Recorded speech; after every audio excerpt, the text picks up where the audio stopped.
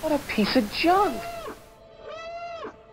This is the Shattered Order Podcast.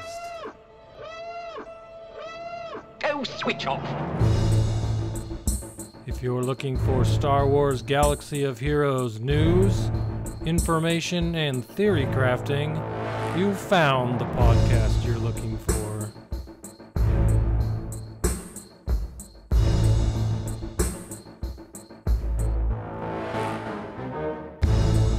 With your hosts, Goodnight Punk and Wind Killer Inc.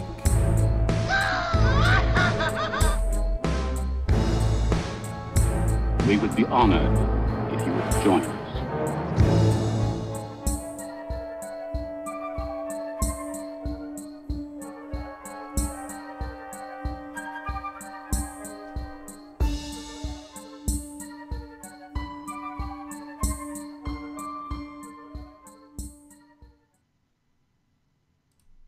Hello, everybody, and welcome to the 138th episode of the Shattered Order Podcast. I'm your host, Goodnight Punk, and with me, as always, is my good friend, Wink. Wink, what's going on, dude? Dude, what is going on? Not a lot here. I barely made it home in time for the podcast. Not even kidding.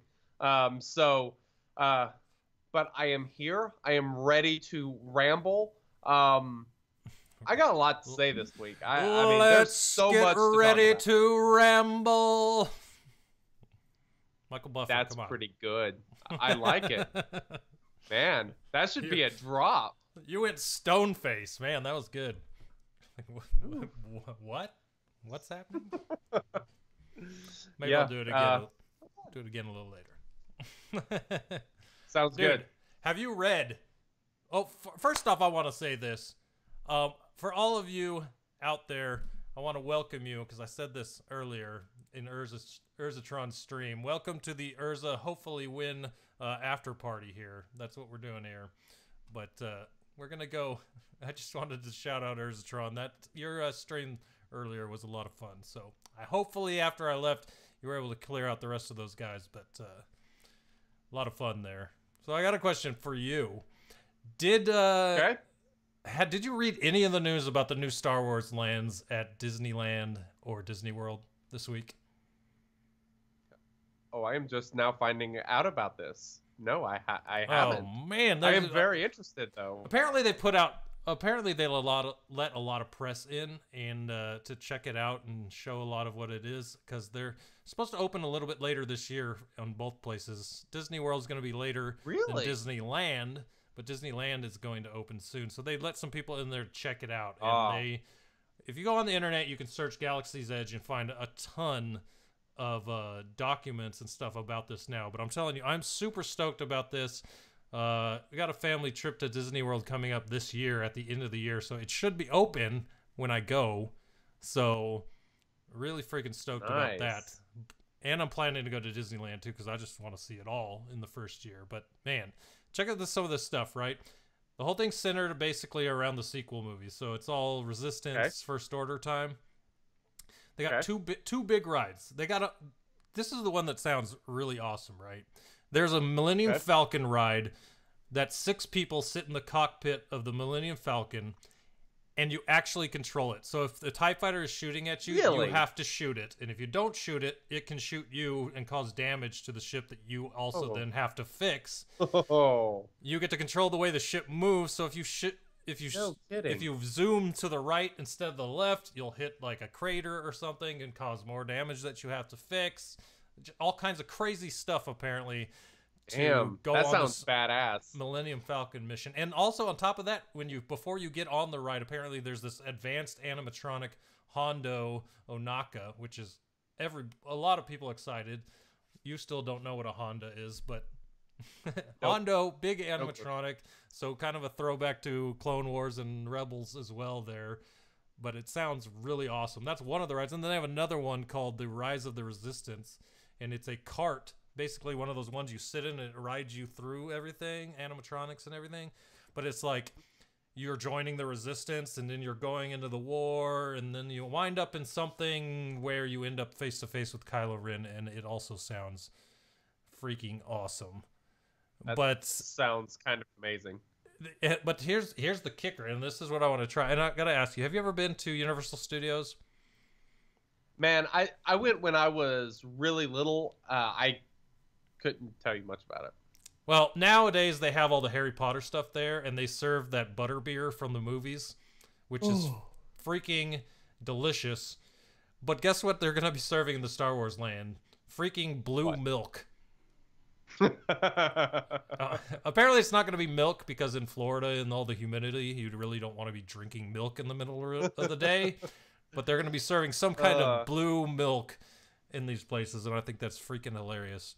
And then the last thing I think is awesome, that the music playing in these lands is actually John Williams made scores for Galaxy's Edge that will play at these theme parks. Brand new scores from John Williams, the legend himself. Ooh, that's awesome. Love me some John Williams music. Good stuff. It's crazy. It sounds awesome.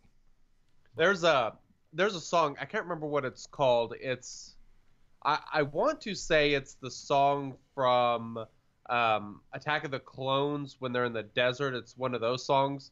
But the sultry female is a harpist, and she'll play that on the harp, and it just sounds unbelievable. It is super awesome. John Williams' music is just always incredible. But yeah, it's gonna be. I can't wait to hear it, man. All his stuff I love, so it'll be sweet. Very cool.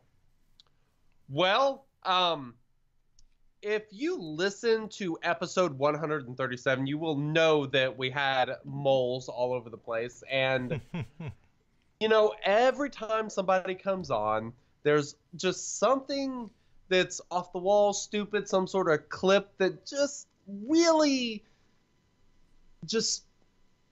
makes an impression. That's what I'm looking for. Like really fast impression. Exactly. And last week, you may have heard that there's a very important question that you have to ask your Swugga friends, and that is, do you even mod, bro? And do you mod, bro? It's such a good question that we had to make a t-shirt. So, if you are unaware, there is a Do You Even Mod Bro t-shirt from McMull and the Shattered Order, and we'll link to it in the show notes if you want to, support the show and get you a really awesome shirt. And these are the same, from same shirt company that our regular Shattered Order t-shirt comes from, Bonfire. They are unbelievably comfortable t-shirts. You certainly will not regret it. In fact, you are wearing your Shattered Order shirt tonight. And these things are so comfortable, man. Like, I can't wait. Ridiculous. I can't wait to get the new shirt, because then I'll have 2 of these super comfortable shirts to wear. Yep. I am pretty pumped. And it's going to be such a great shirt to wear, when you're like streaming Grand Arena or stuff. So, yeah, for sure. If you're one of those people that likes streaming yourself, get you a Do You Even Mod Bro shirt, because it's just going to be awesome. So in addition to that, there's a really, really interesting new video on our YouTube page. Why don't you tell us what's up with that?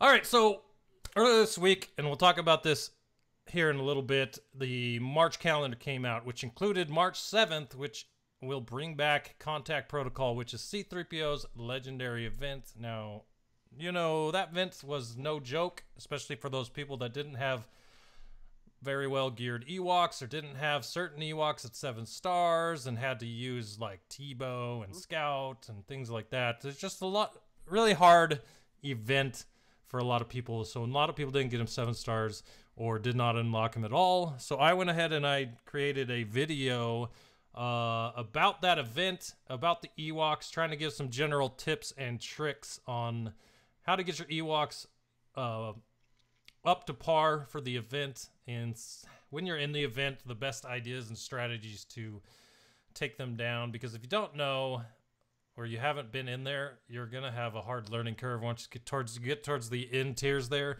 because obviously the legendary version of Chewbacca is in there, and he guards Han Solo, and the indoor version of Leia in there. Plus, there's a new character which is kind of like a SRP reskin indoor commando, which taunts a lot. So how to get rid of that taunt, how to who to target first, how to keep your team alive with a stealthing elder and things like that.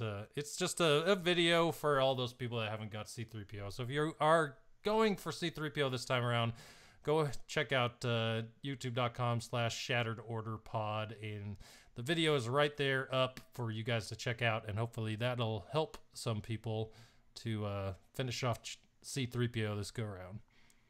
Heck yeah, very nice. I'm sure that will help out a ton of people, so make sure you check that out and subscribe to our YouTube channel if you don't already, because there's some really good videos there. Cool.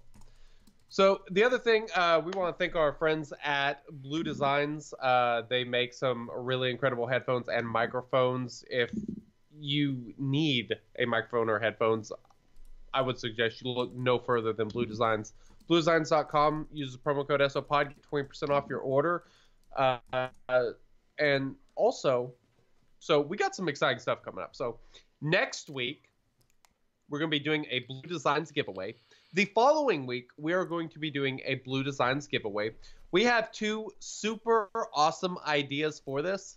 We have a trivia question, and we have a, should we say a game? It's a game, and it's going to be fun.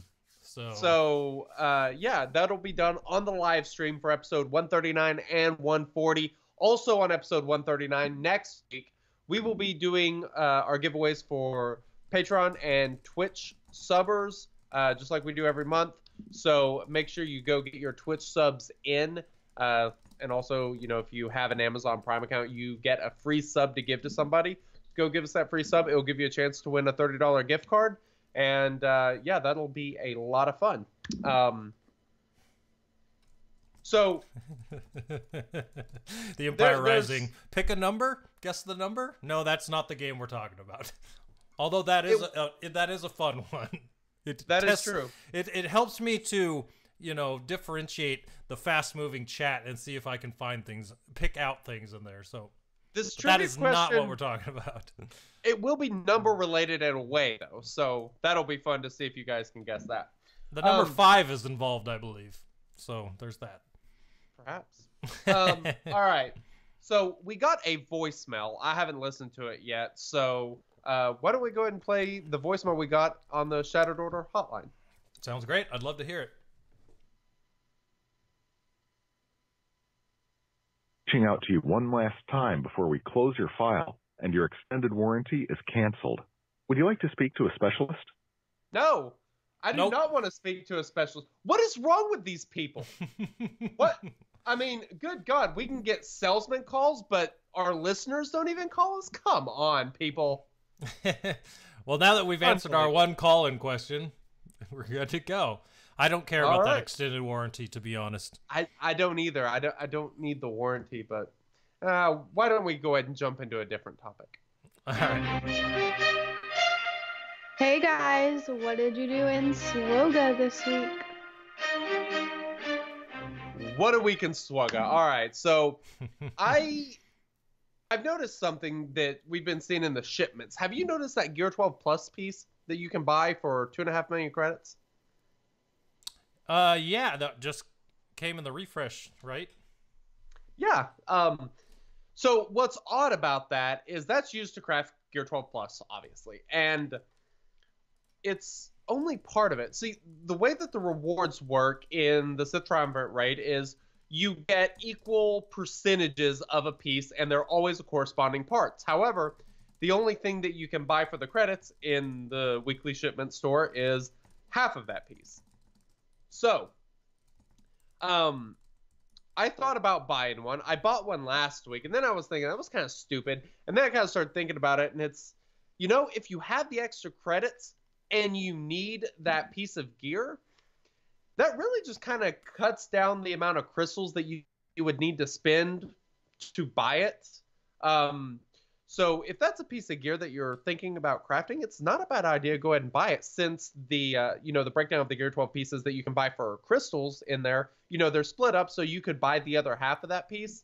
Probably not a terribly bad idea. I think I might pay a little bit more attention to that. At first I thought it was kind of stupid, but then I kind of started thinking more about it, and I'm like, actually not too bad, especially if you have the credits. So have you bought that piece at all? I bought the. You know what? Honestly, everything that's for credits, I just buy anyway and don't really even pay attention. But I did notice it was a Gear 12 Plus piece. So yeah. I have 190 million credits right now, something like that. So if it costs credits, I just buy it. That's the way it is. But, you have. Are you talking about in your two accounts combined, or no, one account has 190 million, the other has 120? Because what am I spending it on? I'm not spending it to level up all the characters now that Grand Arena's here. I'm buying mods whenever I see them, but the credits just keep rolling in. That's just...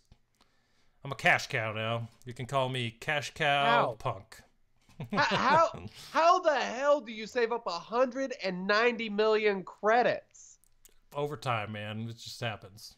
I'm pulling my best Nika. All right. You tightwad, spend them. On what? What am I supposed to spend it on? Are all of your characters leveled? That's what I just said. I don't want that GP right now. So that's why I'm not spending it on that. Or I'd put them all to 85 right now. But they're all at 53. Oh my so God. I did go through and make them 53 to put mods on them if I needed to. But yeah, whatever. Damn. That is freaking insane. Holy crap. You know what I should do is go level even all the crappy mods that I have that I just haven't sold. That's what I should spend those credits on. God. Just to see what see what procs and what kind of god mods I can get. Yeah, GMP, people want proof of this. People don't believe it in live chat. That's freaking crazy. That's the surprise of the week. But back on the rails. So I started gearing up Rose because I spent a bloody Zeta. So what the hell? I might as well go ahead and go all in, right? So I've gotten her up to gear 10. I don't know if I'm gonna get her gear 11 because some of the gear that she needs, I kind of need for other things. So I don't know about that, but I feel really gross about her even being gear 10, but that's beside the point. So I started leveling up mods for her. So she gains bonus offense based on exposed enemies, I believe. So I was like, offense set might be pretty good. Potency is probably the most important thing on her because she has the turn meter reductions. She inflicts debuffs. So that's really important. So I was like, potency and offense, those two things I'll look for. She gains turn meter, so not as much worried about speed. So I sorted by offense and potency mods, and then potency primary for the plus mod, and kind of started looking around, and I had a green mod that had 10 speed on it that was on Scarecrow Pathfinder. It's an offense set, potency primary, 10 speed, green, and I was like, let's level it up. Let's see what happens. So I take it to blue. Speed hits, 14. Let's do it again. Speed hits, 17. Oh, yeah. Might as well keep going, right? Hit it again. I would have. I 22 totally would have. speed. 22 speed on that bad boy. Very exciting. So that kind of made my day. I was pretty pumped about that. It's not even 6 dot yet, but it's a candidate to go to 6 dots. So that's one of my better plus speed mods. Now I just gotta figure out what I'm actually gonna do with it. It's still on I said Pathfinder, I think. It's on Cassian. So I might just leave it on him. I don't know. There's bound to be a better spot for it, so we'll see. So that was my mod find of the week. And as far as my farming update, Juani's at 6. There's not even a 6 on my screen. 2 out of 85. Badstella is 76 out of 100, and Carthonasty is 34 out of 65. I am not much behind you. I have actually made up a pretty significant amount of ground on you because I think you were over 30 shards ahead of me last week, I think. But I've been doing a lot of refreshes. I've been doing. Yeah, I said. Tell me what you're doing, and I'll tell you what I've been doing. I've basically been doing as many refreshes as I can up until it gets to the point that it's 200 crystals to do any more battles. So, you know, I will do all the 50 crystal energy refreshes, regular energy. I will do node refreshes on Juwani, the 25, 50, 100. So I'm doing 3 refreshes there, and then I'm doing 2 refreshes on Karth, because the energy is obviously 100, so I'll go up to the 50 node refresh on him. I won't go quite to where it's 200 crystals to do the refresh. I'd rather just save them to buy from shipments. And so, yeah, that's kind of my strategy there. What about you?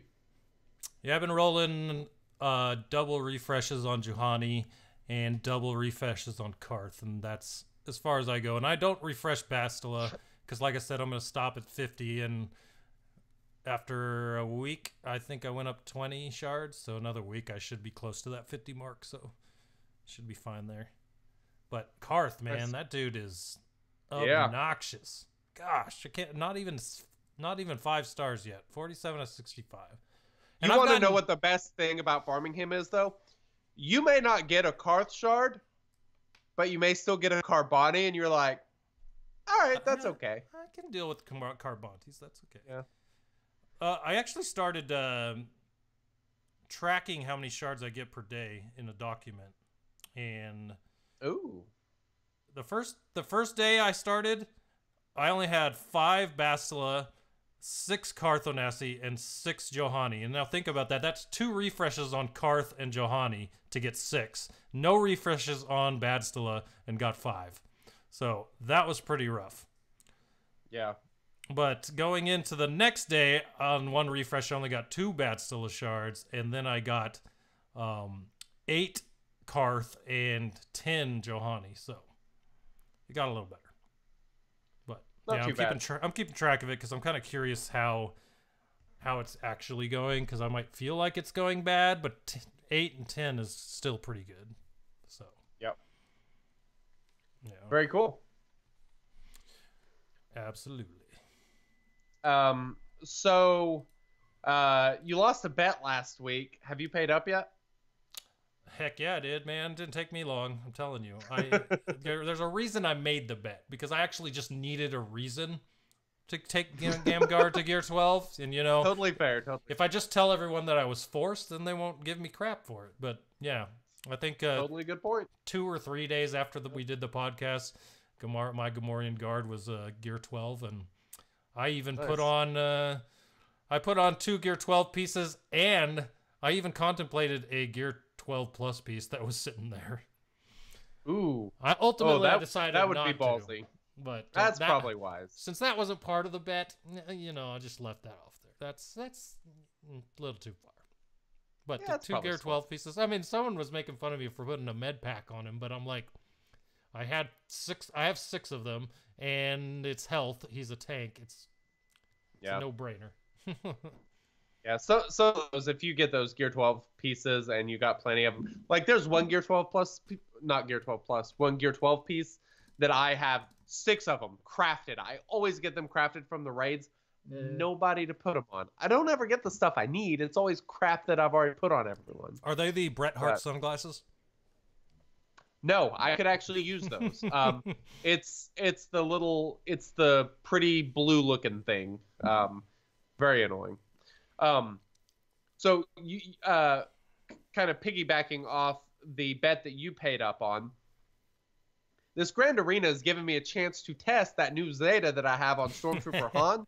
Yeah. I remodded Stormtrooper Han to have 50,000 protection, and whenever I used him, he never dropped below half protection, even with taunt.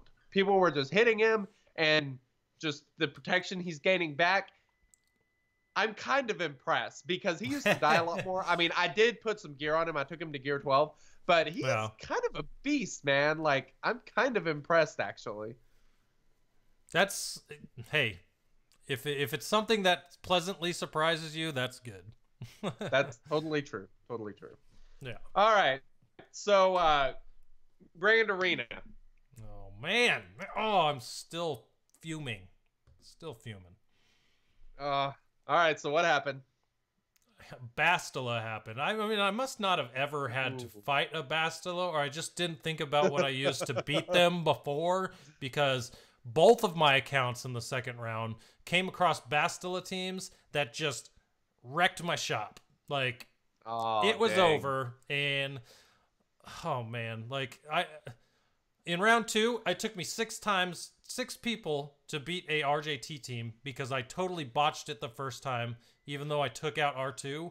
So I'm like, oh, I'll just save this, not worry about turn meter, and that was a bad decision because RJT just destroyed everything I threw at it until I finally beat it. And then that took me to Bastila, which wrecked the shop too. So I beat 2 teams on this guy's defense with 6 defenses on 2 of them, and didn't even try anything else because I had nothing left. And he beat me by 20 banners because my defense is that stout that if I had just done anything, I would have won. Dang.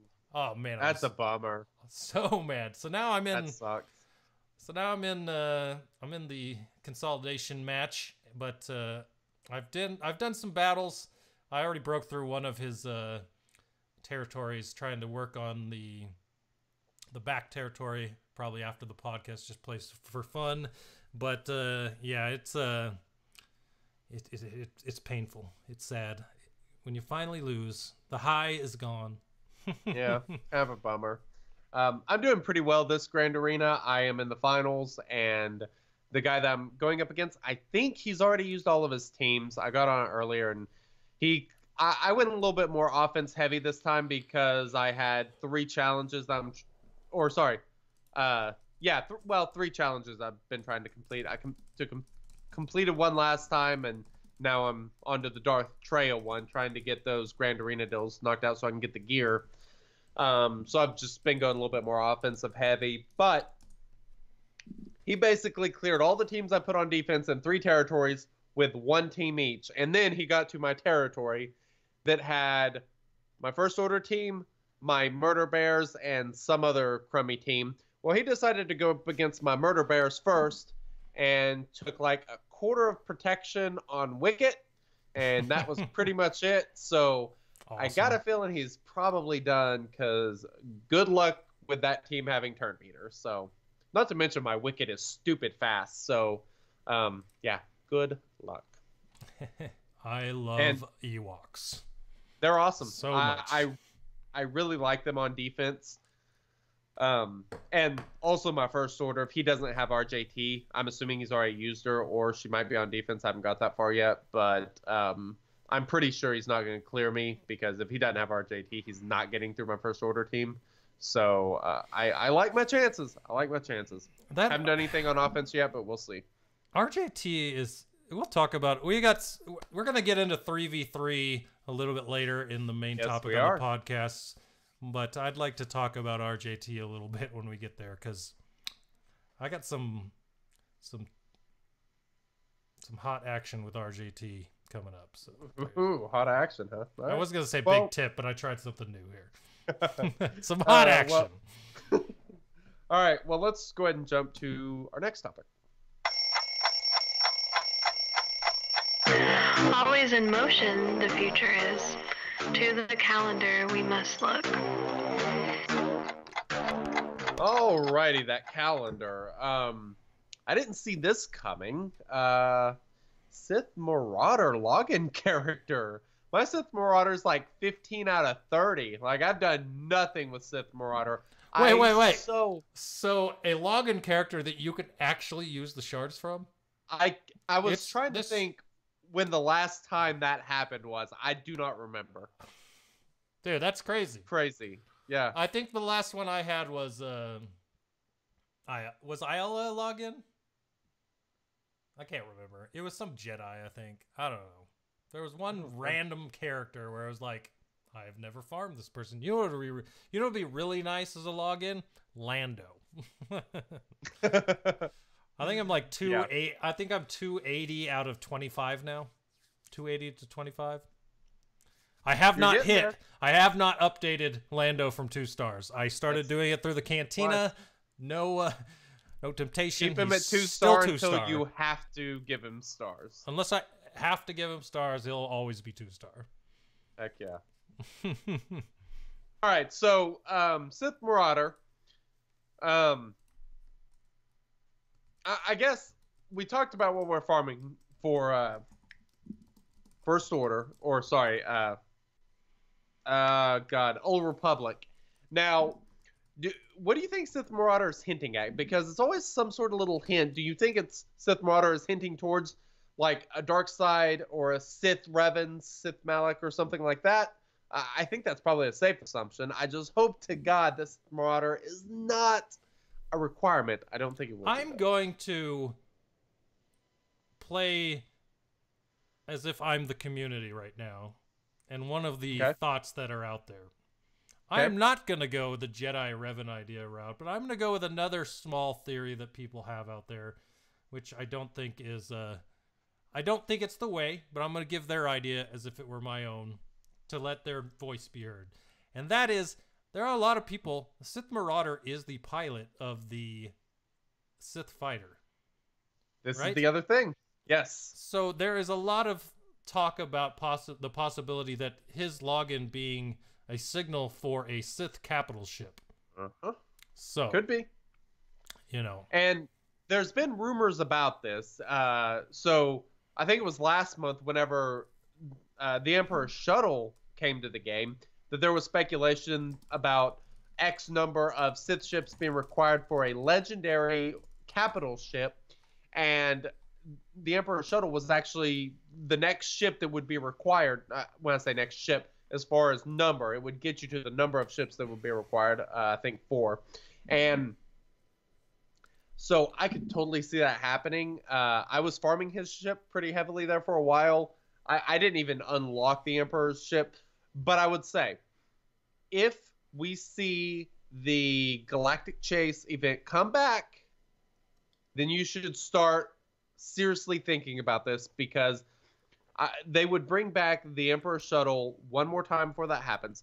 If you got him to unlock 80 shards, that's 4 star, I believe. So generally 5 star is required for unlock on a capital ship. So you would then have to get 65 more blueprints for that ship the next time the Galactic Chase comes up, which is slightly less than what was required for unlock, but totally possible. Oh yeah, for sure. I think that could be the game that they're playing here. So that's just something to keep in mind as, you know, we kind of go through this month. Definitely will be interesting. Now, the prevailing theory, obviously, which we kind of alluded to already, is that it's Jedi Knight Revan. And we talked about this last week on the podcast when McMull was here. That image out there of Gamorrean Guard with 3 Zetas on and a HK with a Zeta. And it kind of just got everyone thinking. That was coming out of a Warrior video. So, yeah, it's or Arnold's video, I think.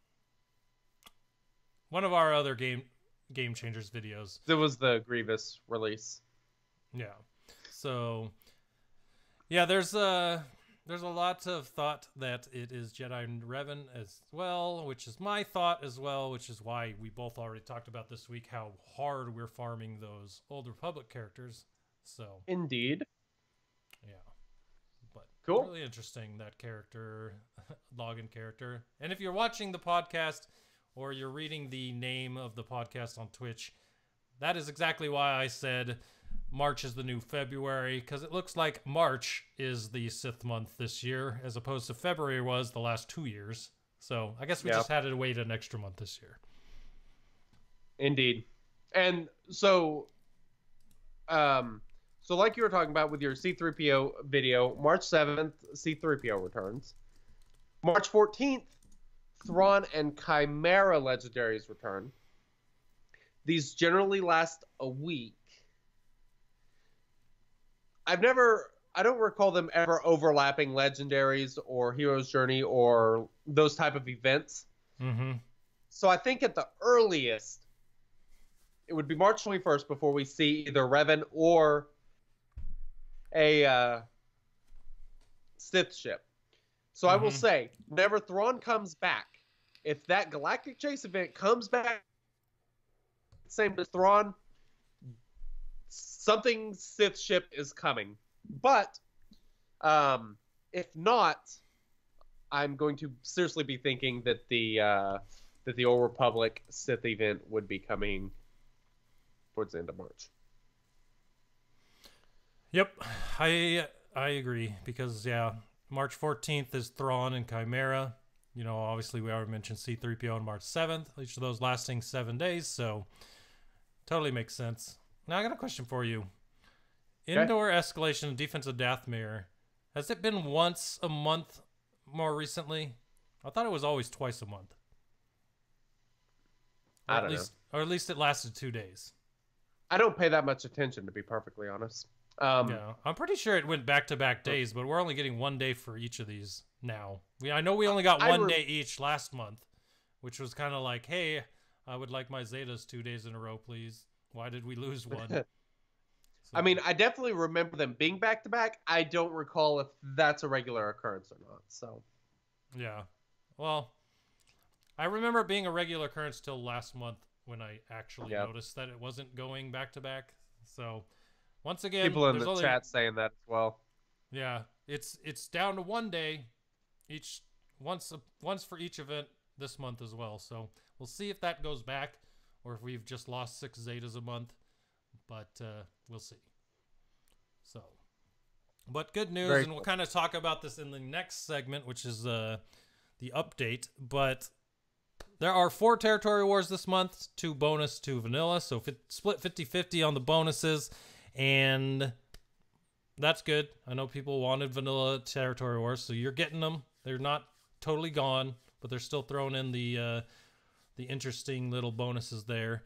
And as well, this month, 3 grand arenas instead of 2, not counting the one that's ending today. So 3 more this month. Pretty awesome. Okay. Very nice. I like it. I like it. Need more GA in our life. And so we're going to have a 5v5 character only, 5v5 character and ships, and then a 3v3 grand arena at the end of the month, which we'll get to shortly. Well, next we'll go to... Strong with us, this update is Young Padawans. Ooh. Okay, so I know some people are really excited about one of these bonuses. I'm excited about the other bonus, the one I just don't care about. But why don't you go ahead and tell us what these bonuses are for March in the GA? Or All sorry, right, so eat up. Territory Wars. So they announced the bonuses for March for Territory Wars. So we have 2 vanilla, 2 bonuses. These are the bonuses for the 2 in March. The first one is the Clone Troopers, which was the Army of the Galactic Republic. At the start of the battle, Clone Troopers gain 50% health, 50% protection, 50% offense, and 50% defense for each Clone Trooper ally. And Clone Troopers gain 100% crit chance and 100% crit damage while they have no debuffs.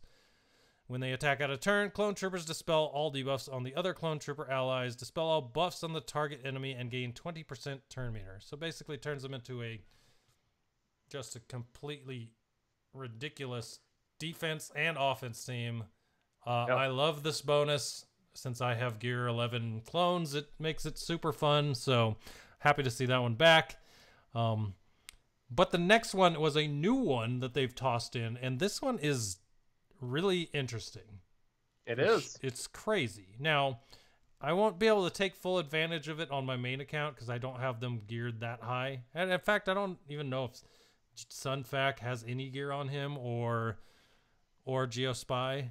But on my alt account, they're all gear 12. So it's going to be fun on that account. Nice. Yeah, because I use their ships, so they're all gear 12. Now that you got this bonus, Geonosians, that's the new bonus. They got 2 abilities. The first one's called Industry of War. At the start of the battle, Geonosians gain 75% max health and 100% max protection for each other Geonosian ally. So if you have it, there's 4 total. You got Poggle, Spy, Soldier, and Sunfuck. So you're probably going to want to throw them all in there if you have them relatively geared. They're going to gain a lot of max health and a lot of max protection, which is good because they're kind of squishy anyways. So yes, that's true. The numbers are high, but since the numbers they actually have on their stats aren't that high, it may not be as astronomical as it seems, but it will definitely make them better. And the other second part to that ability is when a Geonosian ally uses an ability, basic ability, special ability, anything, they gain foresight for 1 turn. So that's really cool. Yeah, pretty much take a turn, gain foresight. It's crazy. And here's the interesting thing. I'll kind of answer this question. If I was a Swoga character, how would you mod me?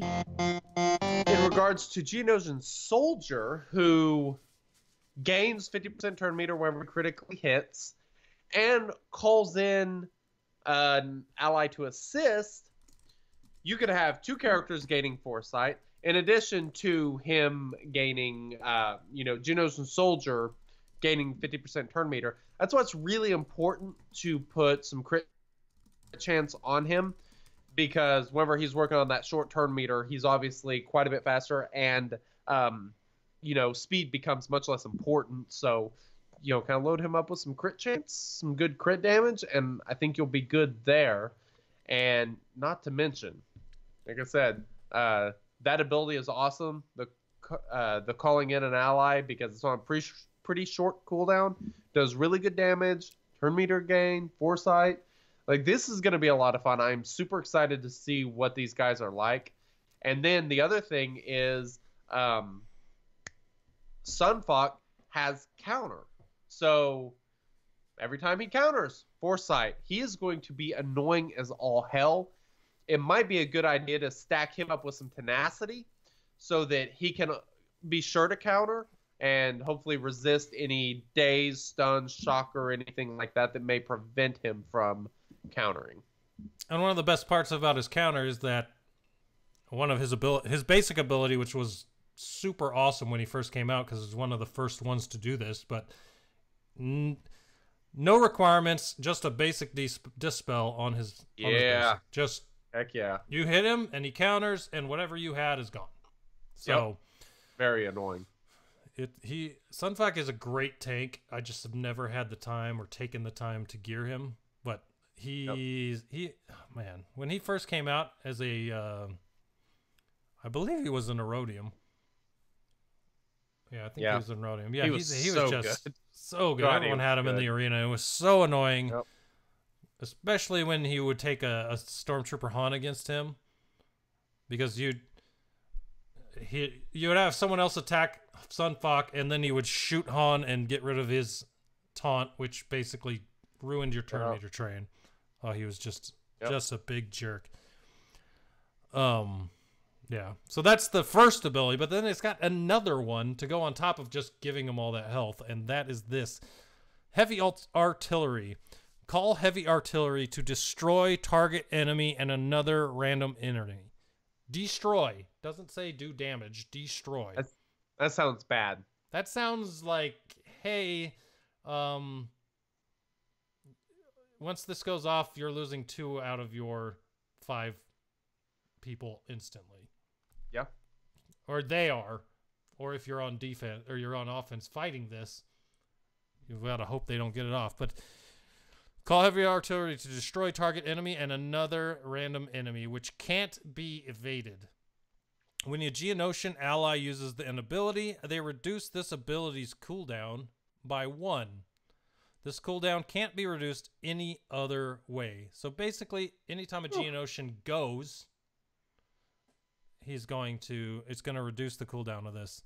And this cooldown can't be reduced by any other way. It's shared across all Geonosian allies and starts on cooldown. So it starts with the 3-turn cooldown. 4th turn, if 3 Geonosians go first, that 4th Geonosian can just totally annihilate 2 people. Well, it could actually be quicker than that because it doesn't say uses an ability on their turn. Right, So, that's what the question I was going to ask. So there is a way if they're taking turns and your count, like if Sunfuck taunts on his first turn, I mean that could even lower it. So a Sunfuck counter, soldier calling in an assist. Here's what I like the idea of doing, because this is annoying anyway. Rex lead with the 4 Geonosians. Get the tenacity up. Tenacity up. It helps ensure that you will have the assists called and the counters going, and you get the turn meter whenever you get critically hit, which just speeds things up that much more. I mean, this is one of the fun parts about the fact that there's only 4 of them, because you have to put a 5th in there. Well, you don't have to.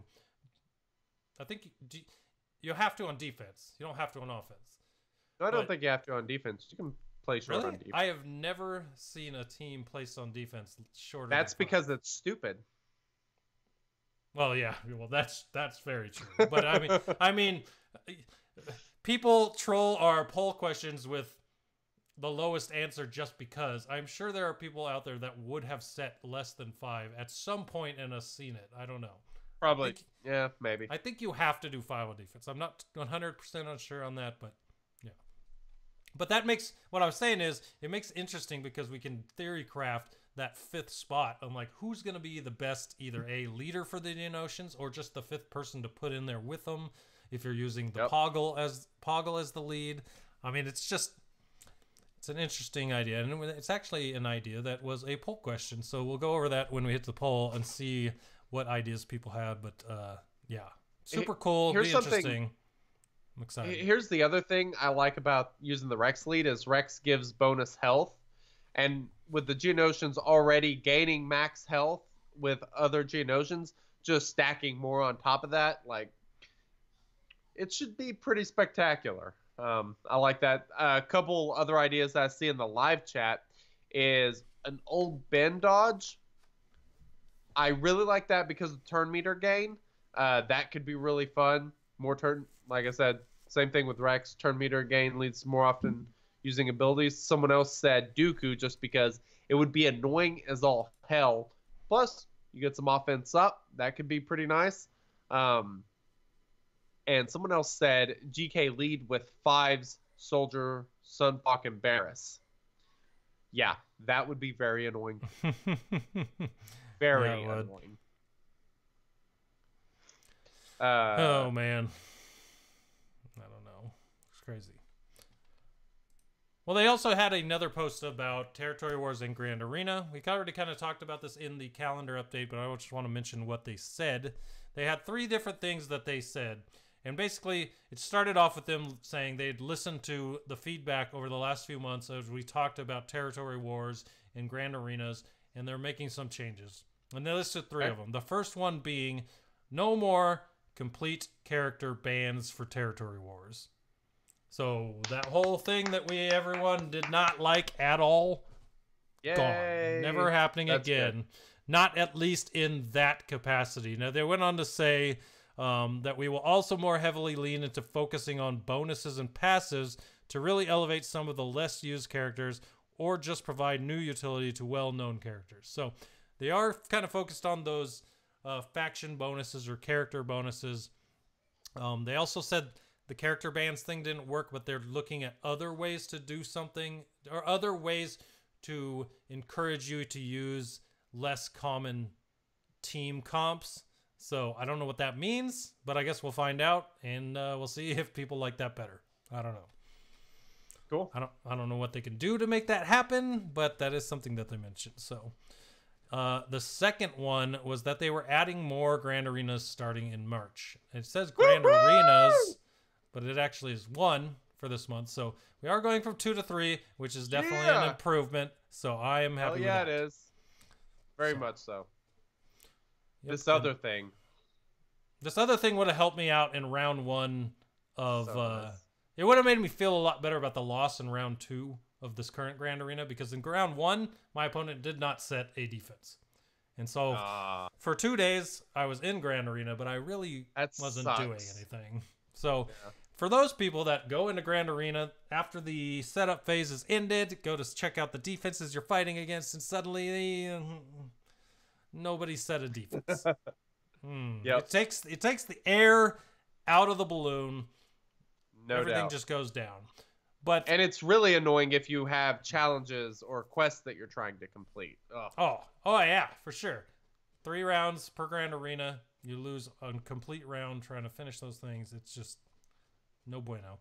So basically what they said is empty defenses is not fun. In the next couple of updates, they're working out bugs on the deploy system so you always have a defense to fight against. Now, I'm going to go out on a Yay. limb here and say those people not setting defense probably are okay with this happening. But I'm saying if you forget to set your defense by accident, I'm kind of curious what it's going to do. Like set all your best teams on defense, and then you're just kind of like, oh, well, have fun. Maybe you can. Question. Maybe you can win on defense if it throws all your best teams in there, and hopefully knock out a few wins on offense. And I don't know. It's just I'll be gonna honest. I don't know why they couldn't just auto deploy a defense that you last used in Grand Arena. Like whatever defense that you had last in Grand Arena, just make that auto deploy in round 1 if you don't do anything. Yeah. I don't know. Man, I'm just glad that we're always going to have a defense to fight. And let me just say this for everyone. This got asked a lot in our alliance this week.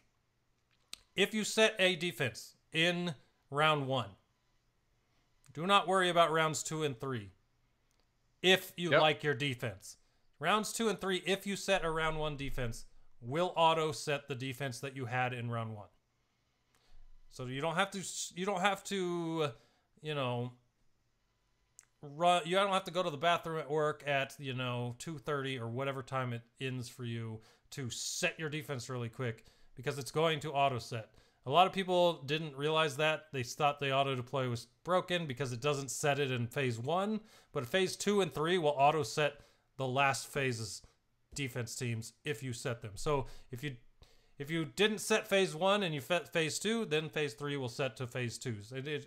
So on and so forth. But for those of you that don't know, if you set a defense, the next round will set that defense again if you don't set a defense yourself. Yeah. So there's that. Because I do that all the time. I set it in round 1 and I'm like, you know what? We're rolling with this all the way through. We're doing it. So saves me time. And up until now, it worked beautifully. Everything works great until it doesn't. So Yes, exactly. all right, you ready to go to this next thing? I'm so ready. Since everyone loves a good poll, let's dance through the results and see what you thought this week. There we go. Poll time. Poll time. Let's do it. All right, let's do it. 141 responses this week. Let us down a little bit, guys. It was a late post though. So Yeah. Long morning for me. big shout out to Frostvirus for getting this put together for us. We really appreciate it, and you did one hell of a job yet again. And as we move into question number 1. March's login character is Sith Marauder. What does this tell us about what's to come? Possible options of nothing. Sith month now comes every 13 months. Sith capital ship incoming. Farm Sith ships.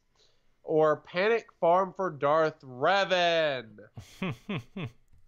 What a landslide. Oh, totally. And it's kind of funny because I think that the one that won and also the Sith month now comes every 13 months one, kind of both are correct. Yeah. Yeah, that's a good point. And as far as nothing goes, when was the last time a login character meant nothing? Can't recall.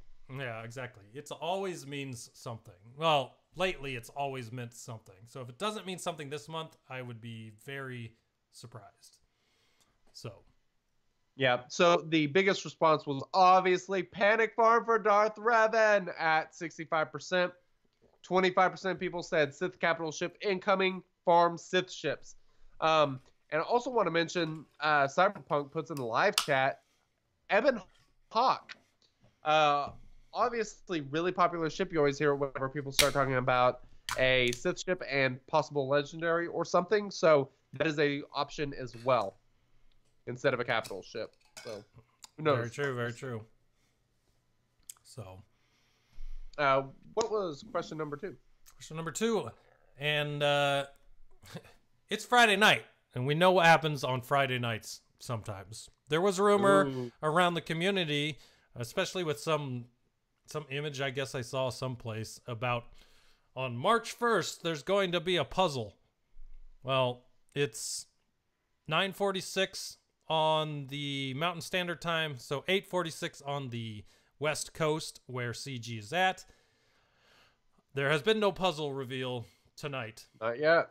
It's so, but many times, I think twice now, a puzzle has dropped in the middle of our podcast. So we don't know if it's not totally coming, true. But it has not. If they're going to drop a puzzle tonight, it hasn't Counting dropped the yet. minutes. So the question was, how likely do you think there is that there will be a CGSB Crumb puzzle tonight, 3/1/2019? And we got our classic bell curve. You're just that one that peaks at 4 and then starts going back down. Yeah. Yep. Not surprising. 31% of people said 4, 25% said 5, and 20% said 3, and then it falls off from there 2-1. So a lot of people almost not totally 57% of people was 4 or above. So I mean, people are expecting a crumb puzzle to come here pretty soon. No, I would assume that there's probably one coming in the next week, at most 2 weeks. So, yep, that's what I think, at least. So, yep. Next Indeed. question. Next question is that was my cue to you. All right. Geonosians are joining the territory war with some additional bonuses. Are these bonuses going to make up for the lack of power for the faction? Possible options of no, that team is wretched, and I'm not sure anything will make them good. I'm not sold on the new abilities, or yes, I am looking forward to the power of those who thought up the Death Star. Here's the thing. Here's the thing about this is with the no answer. It says, no, that team is wretched, and I'm not sure anything would make them good. If it was just bonuses to like their stats and their health and all that, I might completely agree with that answer. But the fact that they added in a completely new ability that destroys 2 people, they definitely came up with something that added to that faction to make them good. So they could, totally agree. there was something that could be added. Now, if they hadn't added something to their kits, like an ability to use, I would be a lot more skeptical. But the fact that they added a new button to push, I think says something about it. So I 100% agree with you. 62.5% of people. 62.5% yes. of people said, yes, I am looking forward to the power of those who thought up the Death Star. That's a pretty big percentage. Yeah. I mean, it's not quite 2/3, but damn near. I mean, that's a pretty significant portion. 32% of people said not sold on the new abilities. And then, the other 6% said no, it's wretched. Man, Geonosians have always been pretty good in this game, actually. This may be surprising for a lot of people, but I mean, Sunfog has been in the meta. Geonosis Soldier has been in the meta. I used Poggle on my arena team for a while. I remember offense up, right? Yeah. Offense up for Lando. Wasn't that what you were doing it for? Yes, it was, and it was nasty too. I love that team. I got it.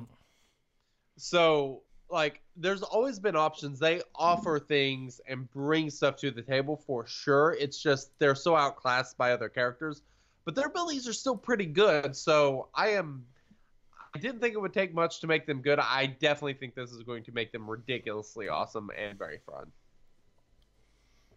Yeah, it's. I think it'll definitely be fun. So. Yeah. I agree. All right, so next question is, there are 4 Geonosians and 5 spots for them. Who is the 5th member for your team? There were a crap ton of options. Amilyn Holdo, B-1 Battle Droid, Bear Safi, Chewbacca, Count Dooku, Emperor Palpatine, Enfys Nest, Ewok Elder, General Kenobi, Han Solo, L3, Old Daka, Old Ben, and someone not listed.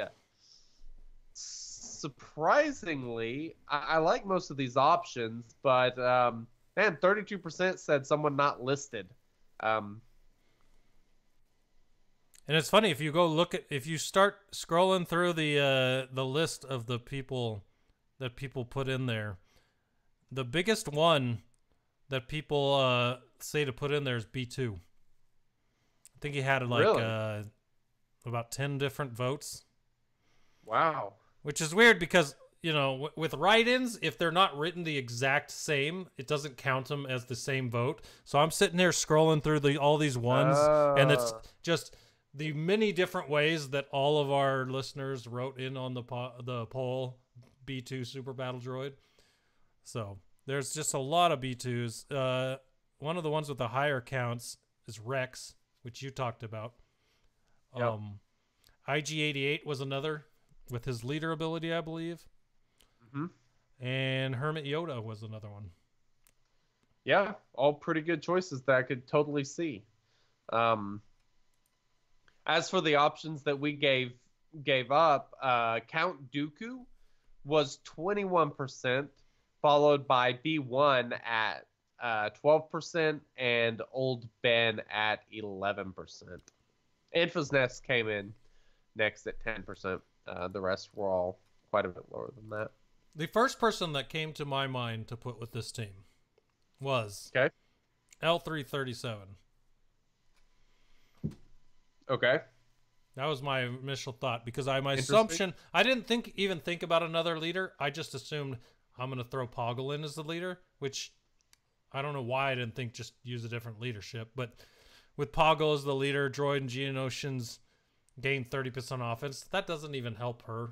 So I don't know why I thought that, but I just thought it would be really interesting to have Sunfok tanking and L3 tanking if Geospy and Geosoldier could be putting out the damage that we know that they can. So if those two are hidden behind those two under a Poggle lead, getting their 30% offense from Poggle's leadership, I think that could be pretty deadly. But I don't know that was really... I don't know what the answer was.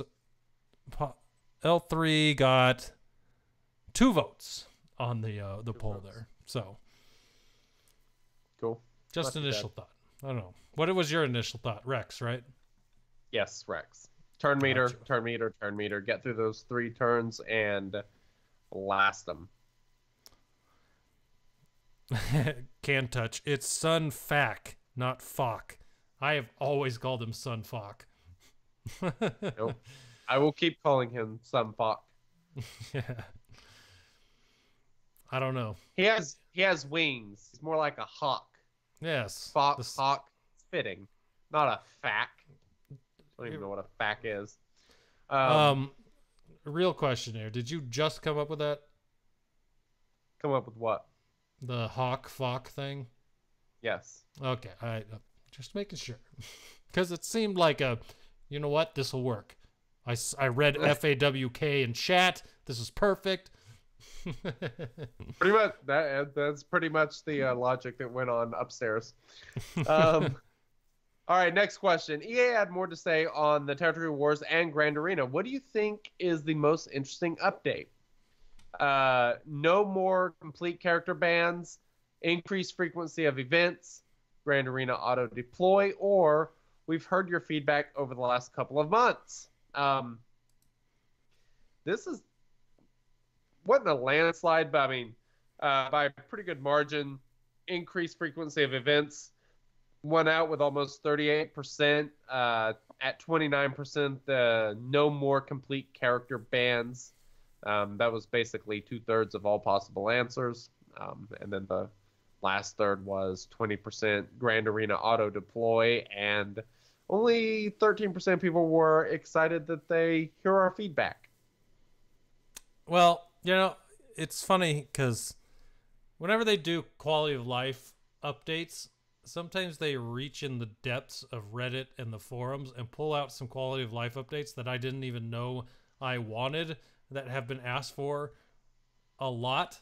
So I've always known that they listen to feedback, but obviously it doesn't mean that everything we say is going to be changed the way we want it. So I knew they listened. It's just nice to see some of those changes outside of quality of life, moving into frequency of events being one. Yep. So maybe we all start a petition to get galactic bounties more often than we get them. How about that? Ooh, that would be nice. Because, I mean, they're never on the calendar, or if they are, they're not on March's calendar. So, and I need to finish Infa's Nest, so that would be great. Yeah, exactly. Bring those events around a bit more often. And I want more Visas Mars shards, please. I don't want a farmer hard node. Yeah, no kidding. So there you go. All right, why don't you take this next question? All right, contact protocol returns. Are your Ewoks ready? The answers we had were: I've been preparing since the characters released. Hear my Ewoks roar, hear my Ewoks chirp. 100% getting them. 7-star Ewoks. Only concerned that I might need to gear them further. 80% belief that they're going to get them. I have been farming Ewoks madly. Logray needs to show up in the store more often. I've seen that from a lot of people. That's a 50% belief that you're getting them. So could get them, could not get them. And then last, I have been farming Ewoks madly. Or no, that's not it. Spending my energy farming other priorities. 0% chance of getting him. And then the last one, already got him. Do you even mod, bro? Already got him. Ran away with it. It's almost 70% of people already had them. So for those people, I'm glad that you didn't need all the help, or whatever. I'm glad that you guys got them. But there are still those people out there looking for them. And as far as those other sections go, 12% was the second with of people saying they were 100% going to get C-3PO, followed by, and it went total range. 12% said that they were 100% getting them, and the next highest slice of pie was spending my energy farming other priorities, 0% chance of getting them. So some of those newer players not getting C-3PO, some of those players that did not get him 7 stars or maybe didn't unlock him the first time around, getting him 12% chance of getting them. And then the last little chunk of pie that's just a little bit under the no chance is the 80% chance that they're just worried about gear. So I think most, well, not most, obviously, from the poll, but I think a lot of people are on that train of thinking where Chewbacca's event and C-3PO's event were both very hard. So even if you have good Ewoks, you're probably still worried, hey, maybe I don't have enough gear on them if you don't have them gear 12. So we'll see how that goes for those people. But yeah, that is where that goes. That is where that happens. Now, this next question talks about something we'll talk about in the next section. So we're going to skip that one and we'll move down to, with the Clone Wars cartoon restarting soon, we could see some renewed interest in some older factions. What faction would you like to see reworked next? Answers were Separatists, Separatist droids, rework their new rework. Clone Troopers, Galactic Republic Jedi. Tunes like Iola could be given strong clone synergies to make both factions better. None of them. Luke needs an X-Wing. He blew up a Death Star. There would be no KOTOR stuff without him. Put him in the game already. Blasphemy. Both Galactic Republic Jedi and clones. Need more Anakins. Senators. What? Galactic Republic Jedi, but adding missing council members like Shakti and Conehead. I say Conehead because I can't remember his name right now. Kai Adi Mundi. Kai-Adamundi. Yeah, Shakti and Kai-Adamundi. Those are the two for sure we know aren't in there. And the last one is Jawas. Okay, well, come on. Runaway, 50% of people said clone troopers. Everybody wants those clone troopers to be reworked. They're a good faction now, but they really aren't great. And they're really not used for a ton right now. But they are a very beloved faction, so I'm really not surprised to see that many people want clone troopers. And then the second piece of the pie was actually Galactic Republic Jedi. Tunes like Ayala, giving strong clone synergies to make both factions better. You know, that is actually a really good way to kind of rework the clones without actually reworking them. If they've made those clone synergies from the Clone Wars Jedi better, like what's his name? Plo Koon has some already. Kai-Adamundi does, I believe, off the top of my head. But if they were to take those things and kind of morph them even better with the clones, that would be real cool to me. So for the most part, Clone Wars cartoon, people thinking about that in factions, they want either the clones reworked or the Jedis to work with the clones. So a lot of people really, really want clones to be better. That's what I get. Indeed. I mean, the next highest one. So between those two, that's 48% and 36%. The next highest one was only 6%, and that was Separatists. Yep. So like Dooku and Asajj and all those guys. Or Newt. And then specifically, Separatist Droids was next with 4%. Rework the rework, people say. Yeah.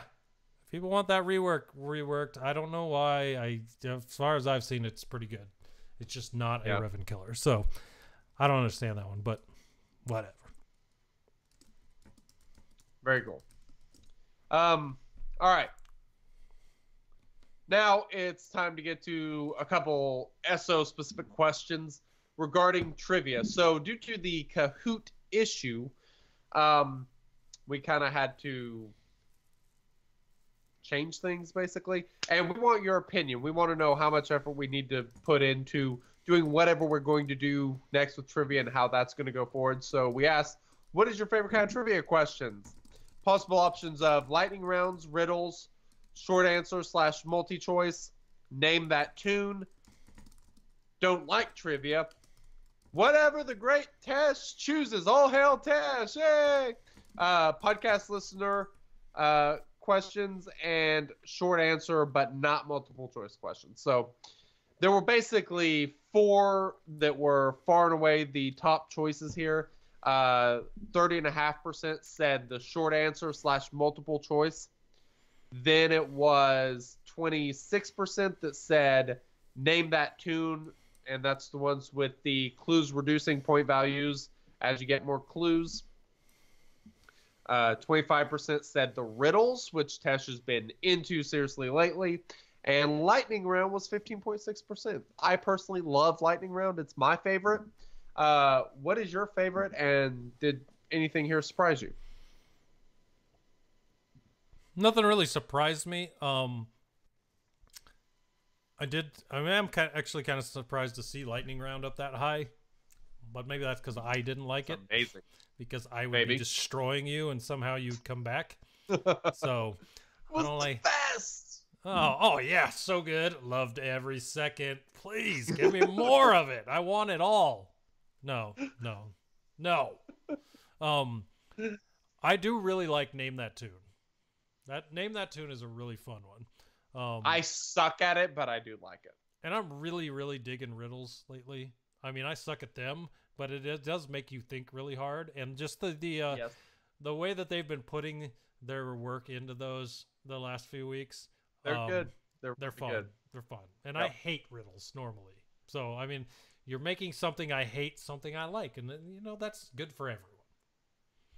Less good night punk complaining, then you're good. Yeah, so. 100%. I like the answer in here. Whatever great Tesh chooses, all hail Tesh. Yeah, I'm so surprised that got put in there. Got 1 vote. I wonder who that was. Yeah, who voted for themselves? I mean, who voted for that? So the other trivia question was, what format do you prefer trivia to be in? And there were a lot of options here as far as community participation, aka Kahoot or something, community participation, host only, host versus guest, getting the audience more involved, just various options. But almost 40% of people said the community participation, which is like the Kahoot version of trivia where you guys get to do it with us. That was 40% of people. So that was the biggest chunk of the pie by a long shot. Next, at 24%, we had the host only, where we have the multi-week sessions and seasons, the season-based trivia. Exactly. And do point totals over, say, 4 weeks and see who ends up on top. And then host versus guest. Those are the single episodes, of course, whenever we have a guest on, which we always love doing whenever we have a guest on. Those are so fun. I love trivia against guests. Although lately we've been even though SO destroyed. does not do well. Yeah, I would say lately we've been just getting known. But yeah, that's a whole whatever. Whole you know what? If you want people to come back, you can't embarrass them, right? Yeah. That's true. That's true. We like guests coming back, so that's a good point. 15% of people said community participation, multi-week seasons. So the rest had pretty minuscule answers, basically like one apiece, I think, for the rest of them. Well, for me, as far as this question goes, it gets boring beating you every week. So I liked community participation more because then I had to actually have some people to compete with, So. All right.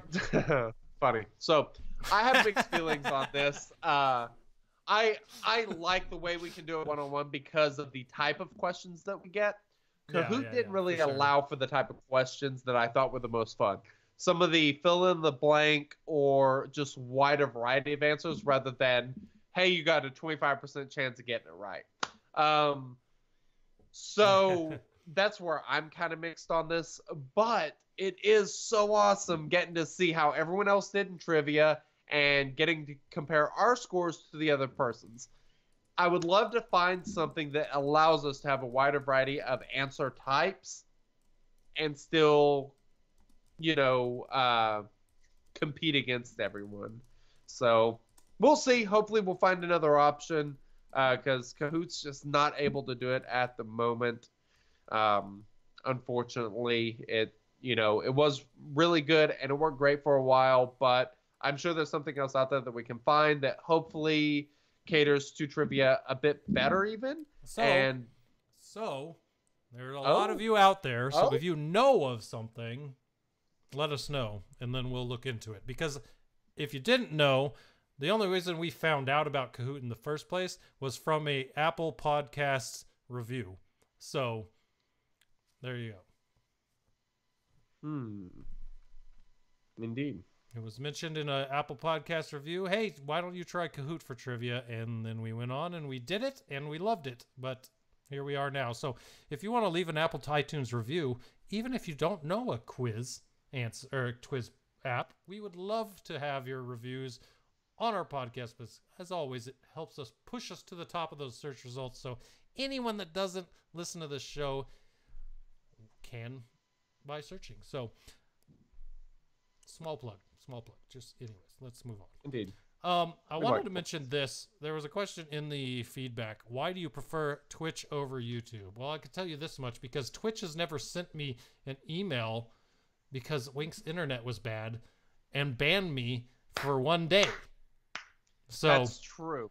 Yeah. They're like, oh, someone had bad internet. They're spamming. No, Twitch has never had that problem for us. Never given us an issue.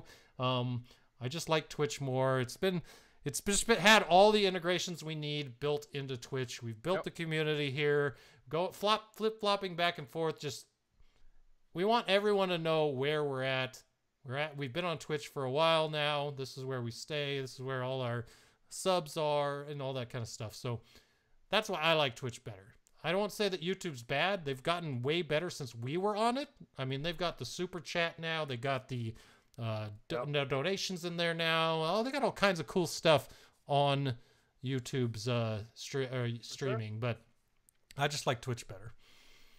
And the Twitch does work really well for the podcast. There's no doubt about it. It's so good. Of course, we still upload it to YouTube, so you can go back and listen to that after the live show. I think if eventually, we may try like some different streams on YouTube at some point. Maybe if I get internet to where I can start streaming Grand Arena, maybe I'll try that on YouTube or something. Just kind of see how it goes, just for comparison's sake, and just see how many people listen there versus here on Twitch. Oh. So Voss Landic. Yeah, we'll see. Well played. Yeah. Wink equals known spammer. This is true. I can't argue. In the eyes of YouTube. Yeah. One last answer to your questions in the feedback. Seeing the in-podcast streams faster is my only request. I love to watch live, but it's late, so that I can usually not do more than 30 minutes. This is literally the only time that I get that I can do it. So I know it sucks, and more people would watch it if we did it earlier, but the problem is I'm a dad. You have a crappy schedule. Yeah, I'm a dad, and I am watching kids by myself till late into the night, and so I cannot just. It's really hard to get 4-year-olds to put themselves to bed. So I'm working on it. Yeah. I'm really starting to train them up to put. You'll get there in a few years and get in their beds themselves, but we're not there yet. So we'll in a few years we'll probably. And it's fun. We have an audacious 5-year plan here on the podcast, so we're working towards earlier streams. So how about that? I'll give you that much. The road ahead is that we are working on earlier streams in our audacious 5-year plan. So indeed, and like I said, man, for me, internet's a big issue. I would like at some point, whenever I get internet that's more reliable, because like right now, whenever I try to stream, gameplay or something, it does not really go very well. It would be awesome if at some point we could find a way to do some other sort of live stream, maybe start streaming Grand Arena and stuff like that at various times or something. We're always open to the idea of expanding, and who knows? We'll see where things go, but yeah, this is kind of where we're at. I like Joker's comment in chat. By then, Wink will have gotten married and have little kids. So then we'll still be going late because we gotta wait. Yeah. Actually, exactly. You already do it really late, so you'd be fine. That is true. Yeah, it's 11:15 here currently. Yeah, I always do it late. I have to, I gotta trooper through due to our time difference. The time difference is the worst. At least it's only an hour right now. Since I don't do daylight savings time, it really gets really crappy. But yeah, but actually, whenever we change times, it'll be a little bit beneficial for me because I have so much other crap going on. Doing the podcast an hour later will actually be kind of nice. I'm actually kind of looking forward to it, at least until I get moved and everything. Yeah. So, yeah. All right. What do we got next? Do you have a sounder for this thing that we don't even have? Well, of course I do, because I read there was somebody, Can Touch 420, I believe it was you, that said you're about to be level 85. So Grand Arena is about to open up. And if you're not level 85 yet, I would say you fall under this category. So I think this is the obvious drop to play. Hey, boys. Do you have any tips for us less experienced players? So I got a very big tip here. I'm sure you do. Very big tip. Oh, yes. Very big tips for our newbie players. As well as hot JTR action. So there you go. Yes. Oh, yes. Love some hot JTR action. So here's the deal. 3v3. You redid your graphic, which you can find on our Discord channel. I will post it on shatteredorder.com. I do actually have a Grand Arena page set up on Shattered Order that has your old 3v3 image. I will get the new one posted. so people can go there and always check it out. So yeah, why if you don't you didn't tell hear, everyone about this lovely eyegasm? Eyegasm, beautiful. After I released my initial Goodnight Punk 3v3 team ideas, it was very basic. It was just all the teams that I had thought of in my head without reusing characters. So because if I reused characters, it would have this would be twice as big as it is now, because we could just go and go and go. So I kind of the plan for the sheet was to not reuse characters and just kind of say, hey, if you have these characters, you can build these teams, and if you set it up in your squad management tool, you could set all these teams up, have them there, and use them at will when you're setting your defense, when you're setting your offense, whatever. So it wouldn't overlap, and you wouldn't have to worry about that. Obviously, when it first came out, I said, R2-D2 is not on there. You don't see him. You don't see R2-D2 is not on there. C-3PO is not on there. Nest isn't on there. And the reason for that, and something that Wink mentioned to me that I should... Man. Let's do that. Okay, so... Use your words. Oh, sorry, I just saw the poll question still rolling on the screen. But basically the idea was that those are characters that, hey, if you don't have this character geared, they are utility players, right? You can throw them in their place in most cases and be okay. C-3PO, Rebels, Resistance, Jawas, he's got a lot of places he can go for his utility. R2-D2 has a lot for him as well. Nest, you can just do whatever you want with. So that's why they're not on this, because they're kind of just plug and plays. But what I did is I went through and I put a colored banner behind every team. Red for defense, blue for offense. Why did I pick those colors? Red is like a stop sign. That's why I put that red for defense. Blue for offense, because red and blue are Shattered Order's colors. So that's the way I decided to do it, if you were wondering. A lot of people thought red should be offense.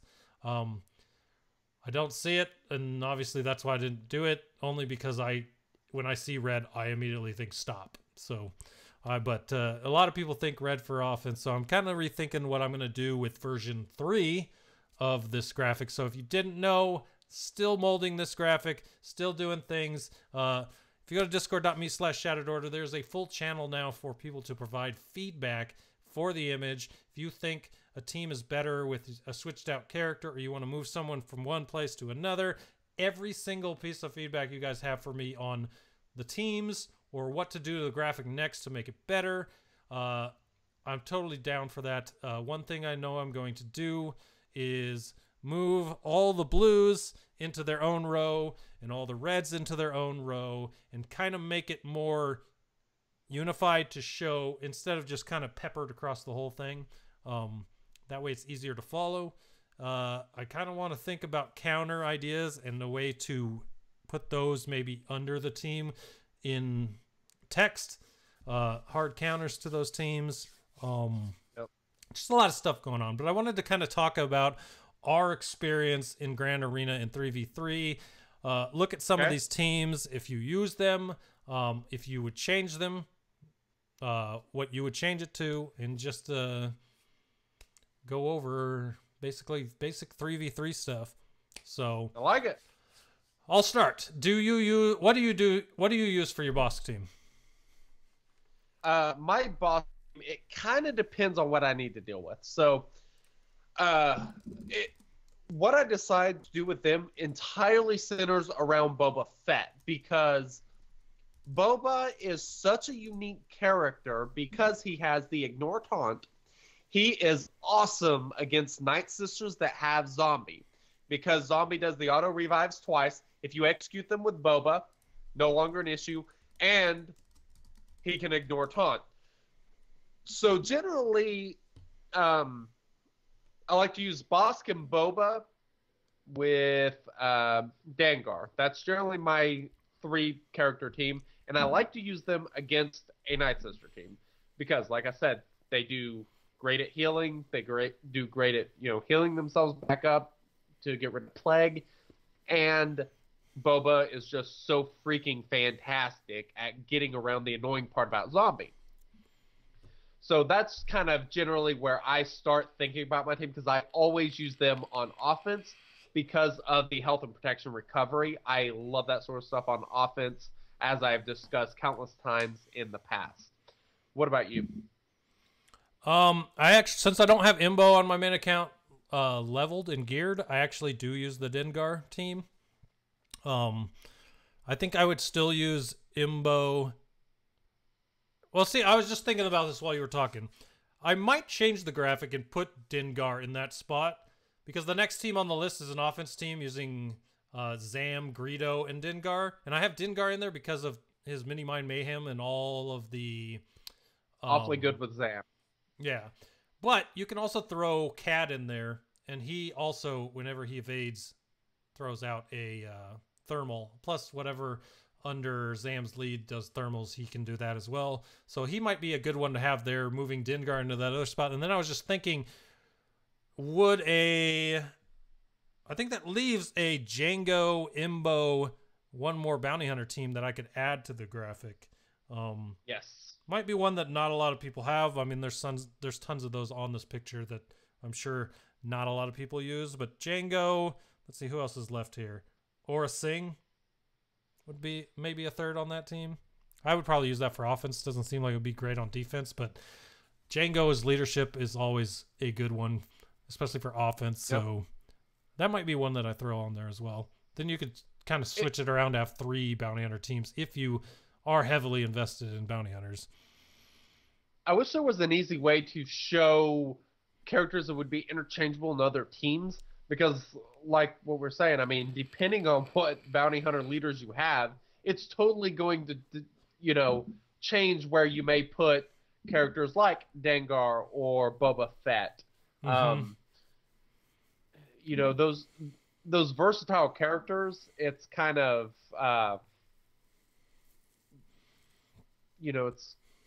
it's totally dependent, basically. Maybe there needs to be a kind of just in general easy to swap character tag that you can put on them, just to let people know that they can easily swap with other characters inside that faction, especially. Because there are a lot of characters that are just so great in their faction. I could probably put a line right down the middle of the circle with one half being one guy's head profile and the other half being the other one, and kind of switch them around that way. I like that. So that's pretty good. Yeah, that was one way I could probably do it. But what do you do? Idea. Do you use the crew First Order Executioner Xylo team? Yes, absolutely. It's unbelievable. It's so good. So good. It might be my favorite 3v3 team. It is absolutely kick-ass. I mean, good luck. You have to take out Fox first and then deal with the rest. If you leave him around too long, I mean, he will rock your world, man. So I like that team kind of forces you into a certain spot, and if you have double Zetas on crew, can make it difficult to get over to Fox. So yeah, that is one of my favorite teams. Elton Blue says, stuck on it right now, got rid of Kylo, but cannot kill the other 2. And that's kind of crazy that you got rid of Kylo. Which Kylo? Kylo Ren Unmasked or the Xylo? Because if you got rid of Xylo first, that is absolutely insane to me. Yeah, he's annoying. And yeah. Very tough. Next team I had on there was Phasma, First Order Officer, and great team. First Order TIE Pilot. Yeah, that one works out really well with your leftovers. If you're looking for something that's relatively, if you have a team you're fighting that's relatively easy to beat and you don't want to use one of the better teams, Phasma lead has always been one of my favorite leads in the game. But using her with First Order as well, really well. It works out really well, especially with that extra damage from First Order TIE Fighter Pilot and turn meter reduction plus turn meter swap with First Order Officer. It's just a good team for offense, especially with leftovers. And I want to this clone one, man. I know you don't like clones, and clones pretty much don't have a place in most things right now. This team right here, I can tell you As this they much. should. On offense, really, really good. For me, like I have Rex's Zeta. I didn't put it on here as something you need because who needs Rex's Zeta, right? But I have Rex's Zeta. Rex don't have a Zeta.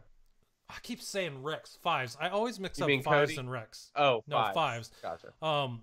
The team of Cody, Echo, and fives, love it for Gotcha. offense because there's Okay. it's just it wrecks those. If someone sets a back wall team that they were just put there so that they had more for offense, this team will roll through. Like I don't think I've ever lost with this team on offense as long as I made sure there wasn't a direct counter on the other team to what they do. And so really like that team. Echo's extremely good for clone teams. I mean, he is really awesome. So that, I mean, I think that's a pretty good comp just because you know, Rex is going to be better suited elsewhere. You can put anyone with him. So Echo has to have clones, so I think that is definitely the logical next choice.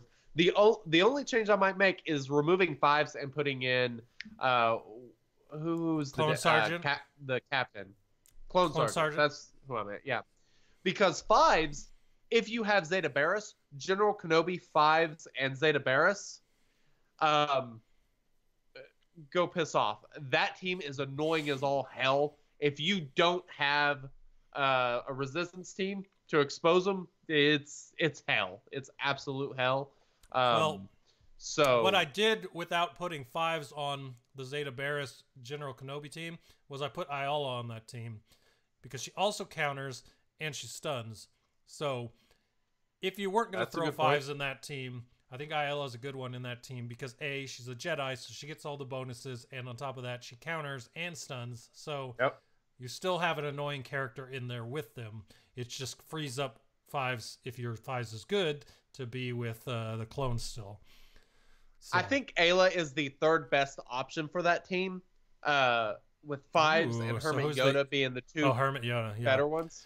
Yeah, for me, the problem is that those two characters can be probably better used elsewhere, as you mentioned. Yeah, and one of the better parts to also for anyone that is curious where to find this from us, besides A, there's a Grand Arena page on the website. B, if you're in our Discord, go to announcements. If you can't scroll up and find it, you can find it there. If you don't want to scroll, go to the pinned messages, and it is in the pinned messages, so you'll find it pretty easy. But you don't have a way to bring this up on the live stream, do you? Oh my gosh, what am I doing? I have it queued up on the live stream. I just didn't bring it up. There it is. Okay, it's on the live stream now. There we go. You know, all right. Stuff happens. But we've talked about General Kenobi and Zaris, that team. We've talked about clones. So let's talk about your option for that team, Hermit Yoda, and also the Rex, another clone, Rex. I use Hermit Yoda with Rex and Wampa myself. Unbelievable team. Yeah, that one, forget about it, especially if they're rebels. So I love that team. I have an issue with that team, though. Wampa can do everything himself. Exactly. You don't need anyone else with Wampa. People always leave a rebel team that's mediocre, and you only need Wampa. I usually use Wampa with Stormtrooper Han, just because the turn meter gains is making Wampa go more. He womps. But Hermit Yoda, I think, is too versatile for me to put him on that team. Now, if you have a tough rebel team, yeah, by all means, because that team will absolutely just lay waste. It is unbelievable, giving him that much more tenacity, extra offense, just making him that much more difficult to deal with, and not to mention being able to heal him back up, and the fact that he heals his bonus protection. Man, that really is just an absolutely fantastic team, but I do think in most cases it is probably going overboard. Yeah, it's definitely cranking it up to 11, but man, it's just so good. And I want to go off something that we're just kind of bouncing around the graphic at this point, but I want to talk about something someone mentioned in chat. Night Sisters, the Asajj Acolyte zombie team. See it all the time on defense. It's a rough one. If you miscalculate what you're doing, it can totally bomb you. And I witnessed that earlier tonight. I won't say from who, but that can happen. So that team is it's crazy on defense. And that's one I see often, but one I don't see often, and it's on here for a reason. And every person that I've seen put it on defense has gotten at least 2 to 3 defenses with it. At least they've shown me 2 to 3 defenses. I haven't seen any ones because I don't know, maybe they just wouldn't show me ones. But I have seen some insane defense stats from Talzin, Daka, Night Sister Spirit. The stuns from Spirit, all the healing from Daka, on top of the plague from Mother Talzin. That team is out of control as far as defense goes. Now, if I had Spirit geared, I would definitely be using this team. I don't have Spirit geared, so the best thing I would have to put in there is a Initiate at gear 9, so I don't. Excuse me. All right, so I only got 1 defense, or I basically got 0 defenses. That they beat it with 1 team. I did put that team in, and of course my Spirit is like gear 7, level 80 or something. It's pretty pathetic. But, you know. I wish I could search through our alliance and all the pictures I've been sent just to pop a few up on there. But I would love to get more info on that team if you guys use it. So everything I've ever seen is good. People don't always show the bad, obviously. They kind of just skip over that if it didn't work. So I've only seen good things. If you think it's bad, let me know. But that is one that I would say definitely try and see how it works for you. The annoying thing about Spirit is the foresight. You kind of have to have a team that deals with foresight because, man, you can get it a lot. So, very annoying. So to Can Touch's message in chat about me not riding single file. I don't know if you know what that's talking about. We're talking about that is a shout out to Urzatron with his Tuskens. Those Tuskens in 3v3, good times. I love Tuskens. I think I talked about last episode or the one before that where they were like one of my favorite things in Star Wars.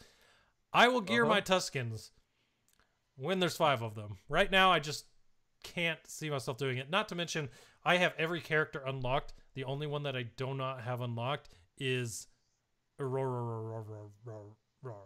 Really? You don't even have them unlocked? All the packs that I've opened, I have never gotten enough shards to even unlock.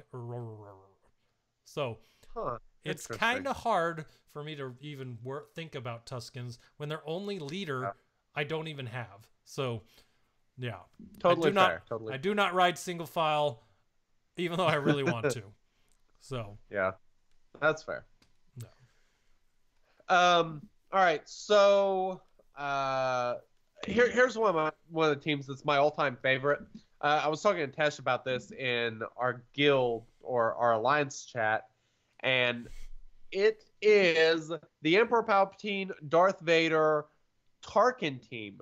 Tesh likes using Tarkin on his own. However, I do not. I love this team because it's a turn order team. You make Darth Vader super fast. He spreads debuffs. He gets full turn meter. He throws a saber. He clears them. Boom. People get turn meter. Tarkin goes. He inflicts debuffs, turns around, removes turn meter.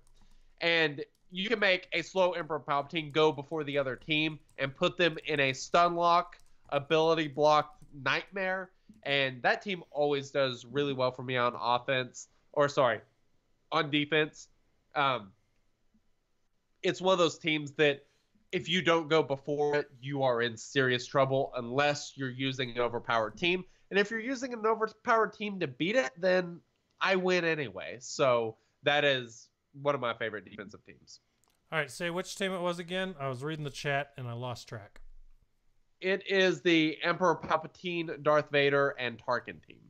Oh, yes. Oh, yes. Man, I really need to gear Tarkin on my main. I still have not done that. It's always been a thought in my head, but I never go back to it. I have him gear 12, 2 Zetas on my alt account. That team right there with the one you mentioned. I love that team. So fun. Yep. Indeed. So, I think you need to tell us about your Murder Bears. Oh, the Murder Bears. This team, defense-wise, always gets defenses.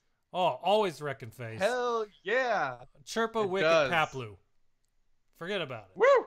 Chirpa, Wicket, Paplu. Nasty defense team. Nasty. If you're not using it, so good. I mean, even if you have them gear 9, and if you throw a Zeta on them to get C-3PO, if you want to throw them in the back, you're probably once they get to that, they still might misunderstand it or miss.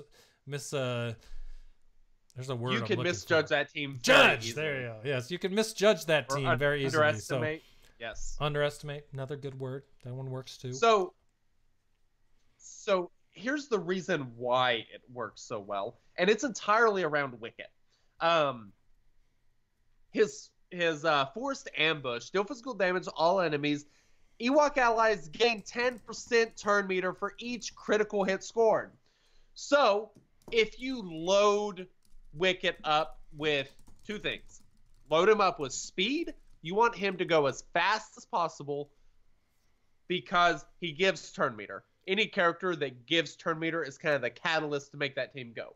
Load Wicket with turn meter and crit chance. Speed set, crit chance, primary triangle, and you're off to the races, man. If you don't go before Wicket, you are screwed because he will make the whole team go. And the other thing is the other character on that team, oh my god, what is his name? Paplu? Or Chirpa? I don't remember all of them. Not Paplu. Oh, so I used Logray, and rather than Paplu, and here's the reason. Dispel all buffs and remove 100% turn meter from target enemy. Inflict daze on all enemies for 2 turns. This attack cannot be evaded. When you only have 3 characters, and you have a fast Wicket who is then giving Logray that much turn meter, and he's then resetting someone else's turn meter, it really puts you in a hole. And not to mention, you have the days, so it's not like you can give that other character turn meter back. I freaking love that team. It is just so good because of the way the synergy works with the turn meter and the turn meter reduction, not to mention the assists and the heals and everything. It's just, I'll be honest, man, I'm late to the Murder Bears, but I'm all freaking in. They are just, they're fantastic. So there's a big old conversation going on in chat right now about Nest on offense or defense. Where do you use her? I put her on defense. I put her with Kira Lead and Goggles Chewy. And the reason being, my Nest isn't great. So she would get destroyed on offense. So I put her on defense, making it to where she can revive and be kind of annoying under Kira. I figure you have to at least use a decent team to make sure you take care of it. So that's kind of my strategy there. Gotcha. Yeah, the reason I say I think that Nest should be on defense is because in this entire Grand Arena and the one before it, I've seen so many Kira-led teams with Nest on the team with over 5 defenses. It's crazy. Like, it's ridiculous. So yeah. I will say this, though. Like, when people start talking about the number of defenses their team has in Grand Arena, once you get over 2, it doesn't matter. My last Grand Arena battle, I think I spent 12 battles on a team. And it was in the first wave. And here's the reason. I kept sending in single characters because if you win with a single character, you get the bonus points for the max health, the max protection, and the empty slot. And, you know, if you win, great. If you don't win, you only lose 1 character. Whoop-de-doo. I would rather just keep hammering at it with single characters to try to maximize my points because you will get more points than that because you're not giving anything up by the more battles that you take. After 2 battles, you should pretty much just sandbag the freaking team and not give a damn what happens and try to beat it with one character, and that's it, because that will maximize your points. So even though it does lead to a big number on defenses, it's not really like, they beat that many teams. It's more that you're trying to maximize your points. And I think a lot of people lose sight of that. Now, so to me, like, if you have a team that gets to where it takes 3 battles to take them out, then you're obviously in a fantastic spot. But 3, 12, 55, it doesn't freaking matter. It's all the same. Makes sense. As far as the rest of the image goes, some notes there. I put offense listed for RJT, Scav Ray, Holdo. That one is surprisingly good on offense. I use it on my alt because I actually have Holdo Gear 12, 7-starred. That one is really fun on either side. The other there, I listed 4 teams as both offense defense, and you'll obviously can see why. CLS, Han, Chewie. I save it for offense because it's really, if I see the team that I think is gonna give me the most trouble, that's usually the one I spin the rebels on. Treya, Nihilus, Scion, which I've seen in chat, people are talking about maybe pulling out one of those to throw Thrawn in. I haven't had any trouble with that team on defense so far, but that's just my experience going off what other people see. Maybe it sounds like a lot of people are having a different experience, so maybe that will be looked at again. And then the last one, that offense and defense, is that Revan, Jolie, Yoda team. I just think that those 4 teams are just too good to give them a specific side to go on to. You could go either way with them. I actually kind of disagree with you. What do you do with BB-8? That's my first question. In real life? I use BB. I mean, he's so good with RJT. Okay. I mean, on my main account, RJT, BB-8, R2. That's the team I run. On my alt account, since I have Holdo, I run the RJT Ray Holdo team. Oh, interesting. So, and on this graphic, BB-8 is with the HK IG-86 team. Now, that one could probably get thrown out. I don't know how good that is. I don't know if anyone even uses it, but it was one that I put together. So, yeah, I think personally, I like using RJT with BB-8 and Resistance Trooper. Resistance Trooper is just fantastic. However, I know what you're saying. Resistance Trooper should go with Finn. No. Finn should be Finn with C-3PO and Leia until they do the Finn rework. Then my opinion on this will obviously change.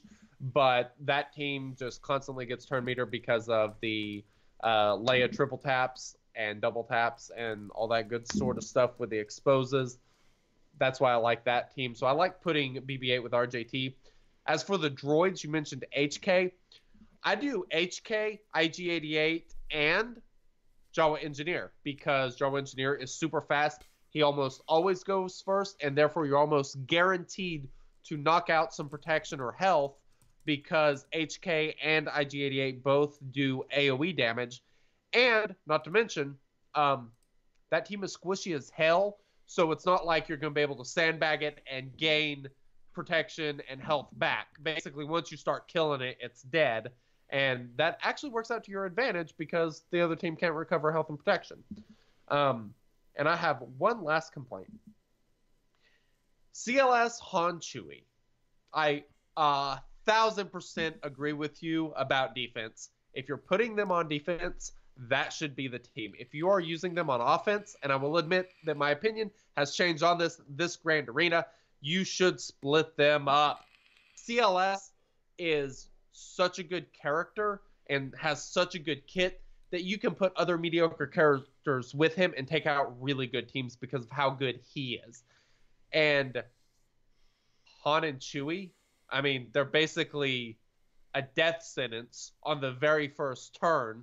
So I like taking those two and putting them with something else, just because, I mean, you don't need much else to go with them.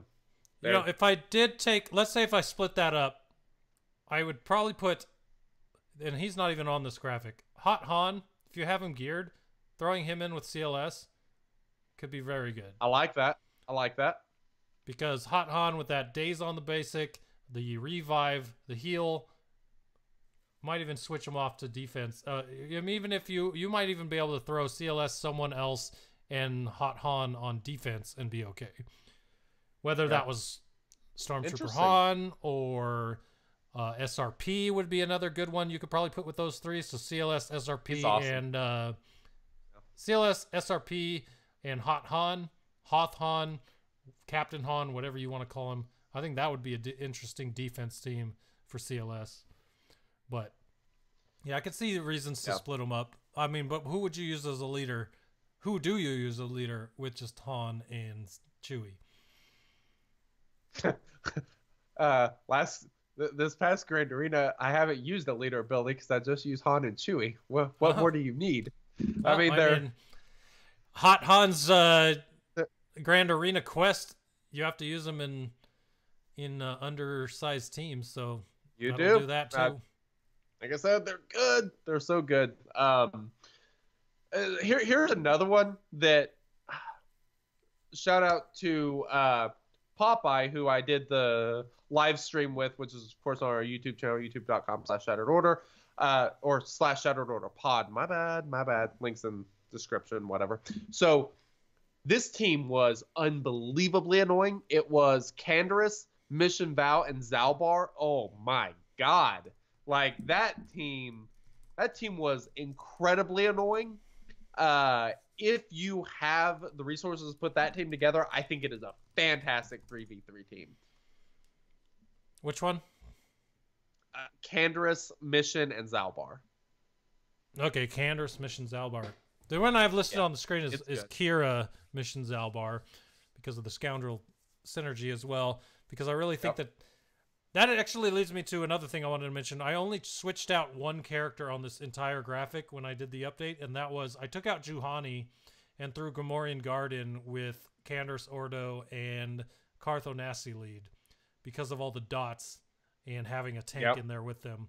I'm really, my next gears that I really want to do, and obviously if our belief that Darth Revan is coming, I'm going to have to gear those two anyway. I really want to gear them to try that Karth, Ordo, Gamorrean Guard team.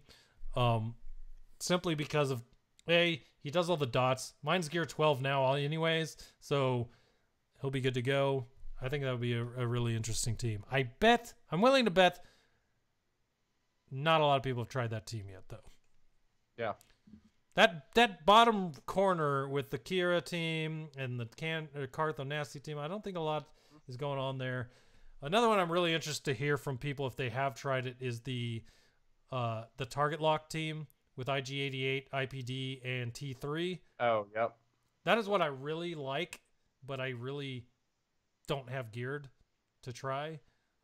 I mean, you don't even need Zetas on it except for the IPD Zeta. That's a good point. Because the IPD Zeta makes it so that if a person is target locked, they cannot gain buffs. That's the only Zeta that helps for target locked enemies on that team. So I think if you were to do that with that team or with a General Grievous team, that could definitely be an interesting thing. And that's another thing I need to mention. I need to add Grievous onto this. And I was talking to people this week about what Grievous teams are good on defense. And as far as I saw, Grievous B2, B1 is a really good really good defense team. At least from all the screenshots I saw. Instead of B1. Well, the heals from BB8 is what I was told. Or B2. That's B1. But yeah, I don't think it's B1 they were talking about. B2 gives turn meter. I don't think he gives heals. B1 gives the heals.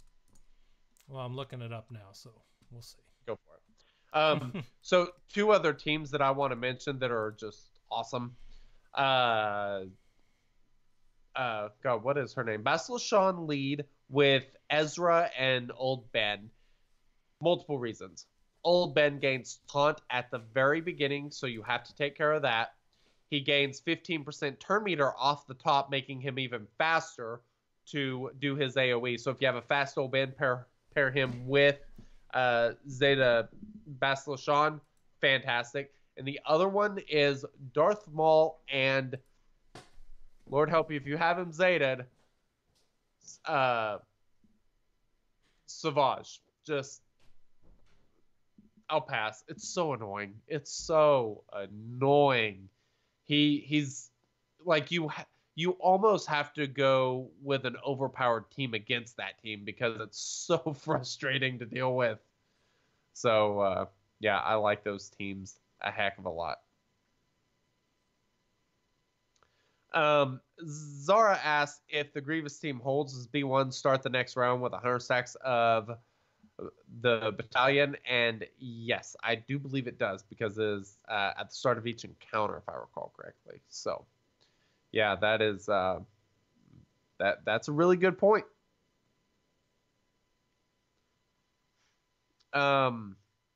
Let's see, what else is there?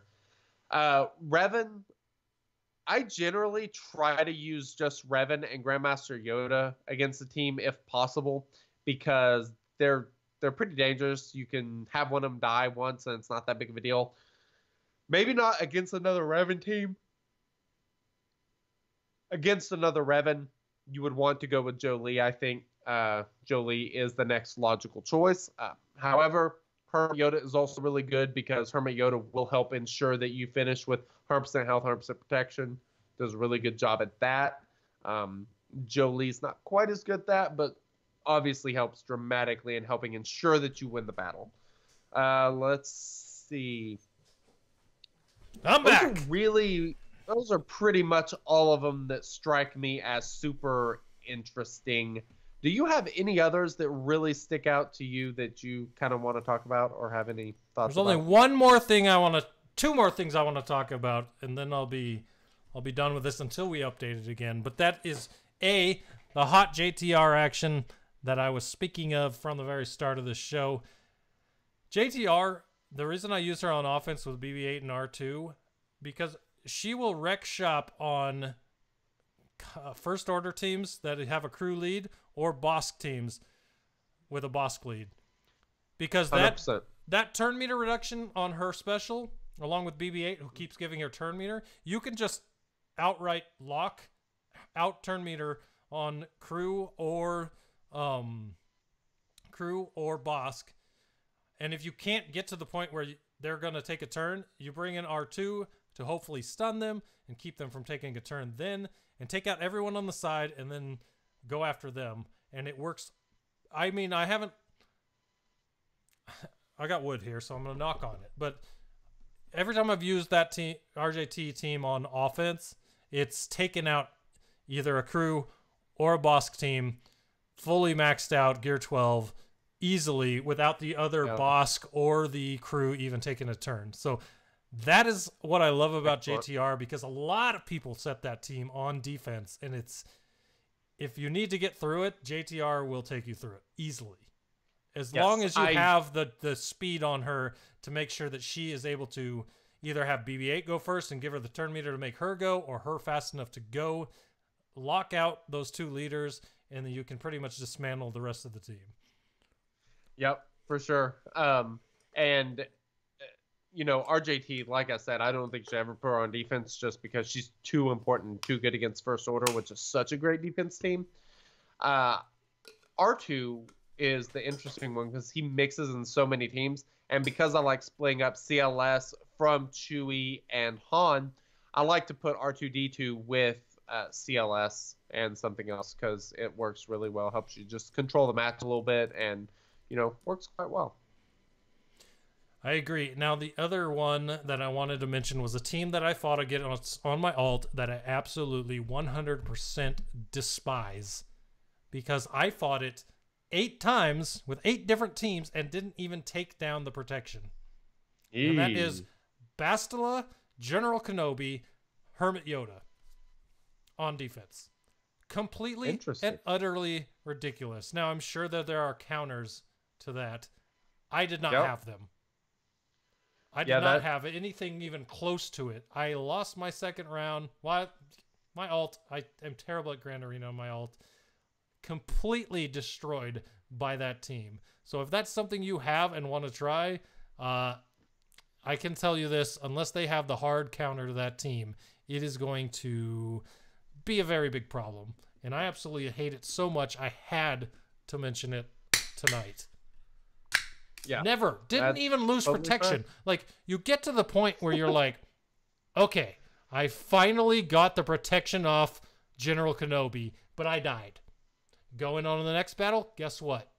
Got all that protection back because Bastila puts the freaking buff back on him, and now he's back where he was. Yep. It's freaking crazy. You know, that's a good point.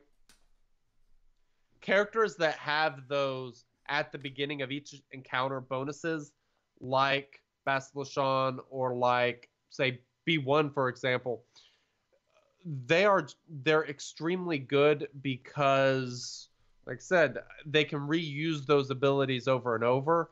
It's a great idea. Yep. So, give it a try. Let me know what you think or what you see your opponent do, because holy smokes, that team, I hate it. I absolutely hate it with a passion.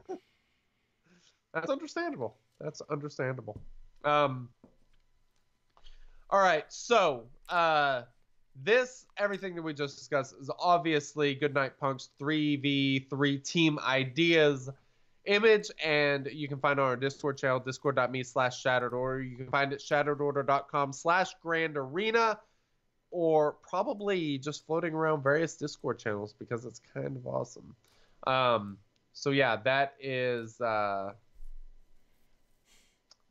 that's the thing. Is there anything else you want to mention? Look out for update 2. It'll be coming. 3. So update 2. You got original, you got update 1. Oh, update 2. I got it. Okay. Version 3, update 2. Update. There you go. Touche. All right, are you ready for this next thing? I'm always ready to beat you at trivia. I mean, this next thing, what is it?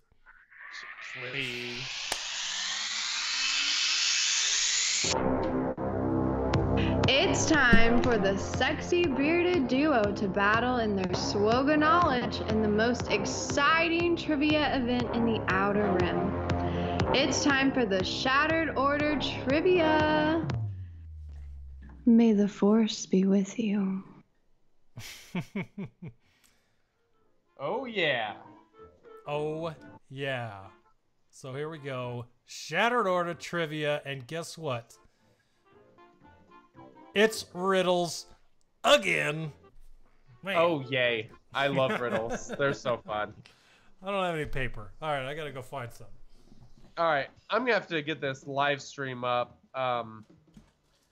because obvious reasons, these riddles are really hard to remember. And yeah, so I am very excited to crush Goodnight Punk here in 1 second in wonderful trivia. But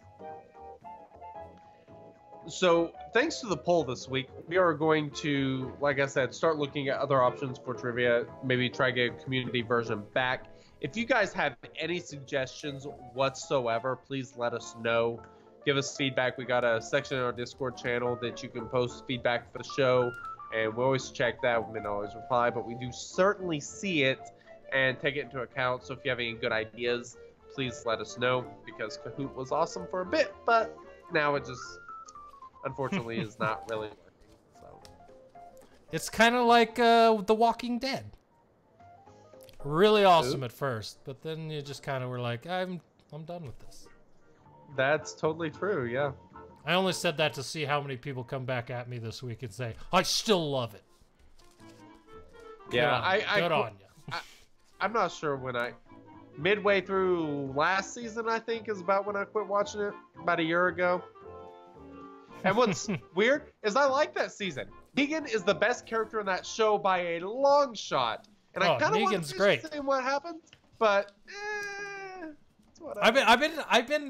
I'm like 3 seasons behind now, but I am catching up now. I really like the Kingdom and Negan and all that stuff, so I'm slowly catching up. But it was like literally, it used to be my brother and his wife and my niece would come over on a certain night of the week, not Sunday because I work Sundays, but they would come over and then we'd have this huge dinner and then have a Walking Dead viewing party. That does not happen anymore.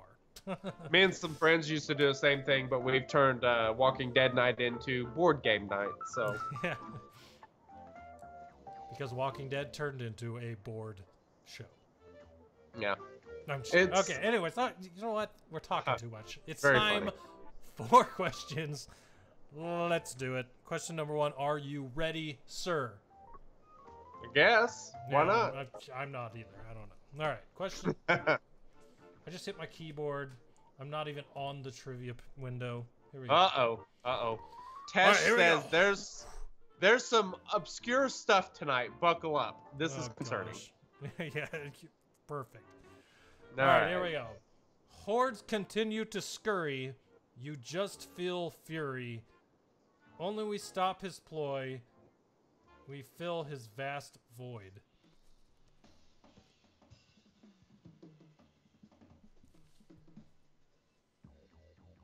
What?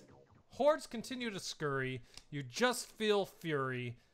Only we stop his ploy. We fill his vast void. Huh. Interesting. See, I have an idea for this, but then there's something in there, a word that completely throws me off. And if it ends up being that answer, I'm going to be upset. I agree with you. I am on the same page, and I think we might be on the same page. Is it a pronoun? Yes. Exactly. So yeah, that kind of changes things. Yeah.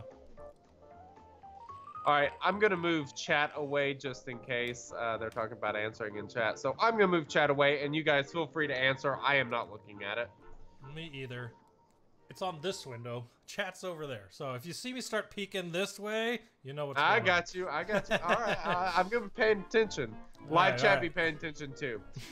Hordes continue to scurry. You just feel fury. Only we stop his ploy, we fill his vast void. Oh, well, I've got an answer. Man. I'm doing it anyway. Just in case.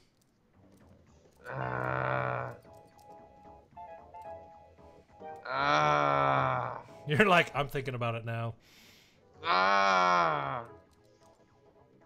I don't know. Well, I've written my answer, so I'm looking at chat. What are people saying? Yeah, I'm gonna tell you.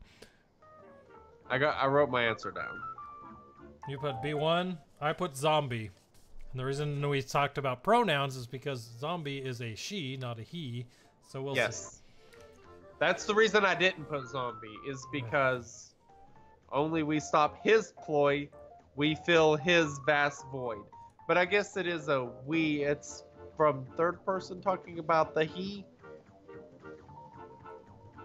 I don't know, but the answer says Night Sister Zombie.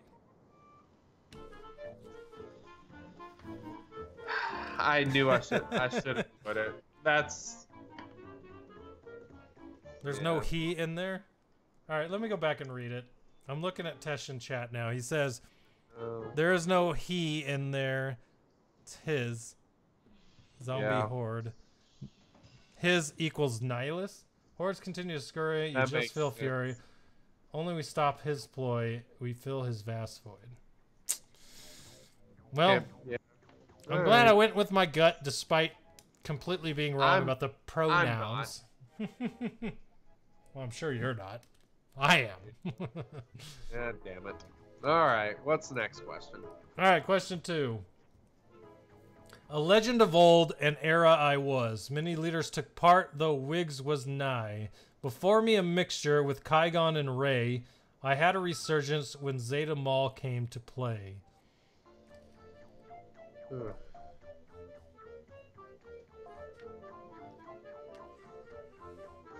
This is Ooh. interesting. A legend of old, an era was I. Many leaders took part, though Wiggs was nigh. Before me a mixture with Qui-Gon and Rey. I had a resurgence when Satan Maul came to play. I'm trying to think Man, of that is- Zeta Mall teams now.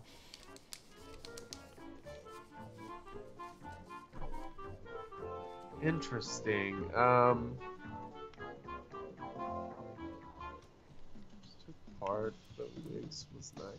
See, the many leaders took part thing is what throws me off. Yeah, because it makes you think it's not a leader, right? Yeah. Huh. I have an idea. You know what? It's probably wrong, though. I'm gonna go with what I thought. All right, what are you going with? Darth Sidious. Oh, that's Because pretty in good. the early game, he was always around. That's a good point. I forgot about him. I'm going with Rex. All right. It's not a character. The Dodge meta. Ah, that makes sense. I always forget it doesn't have to be a freaking character. That makes complete and total sense. Really well done, Tesh. I like it. Damn. I really think Sidious was a good answer, though. Nobody remembers that in the early game, Sidious was super overpowered. That dude was a beast. Totally true. In like the first 5 months of the game. Oh yeah, he was awesome. He was so good. Yeah, him and Poe were like kings at that point. Exactly. Which is, it's funny because in the early game when for the Force Awakens came out, everyone was complaining because one side got Poe and then Android got Poe and Apple got Phasma, and everyone's like, I wanted Phasma. But then in the end, it's like, well, you got Poe.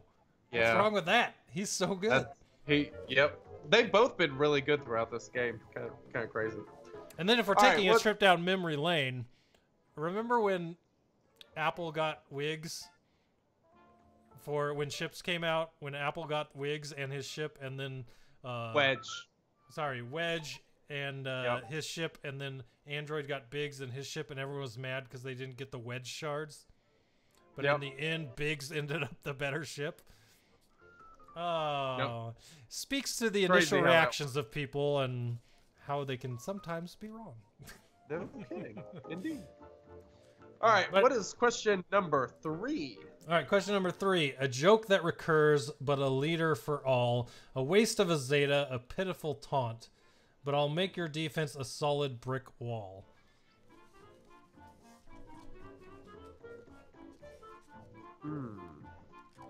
A joke that recurs, but a leader for all. A waste of a Zeta, a pitiful taunt. But I'll make your defense a solid brick wall. I'm 80% on my answer. I feel pretty good about mine. What is your answer? My answer is Clone Wars Chewbacca. Damn it! You put the same thing I did. Alright, the answer is Clone Wars Chewie. Alrighty.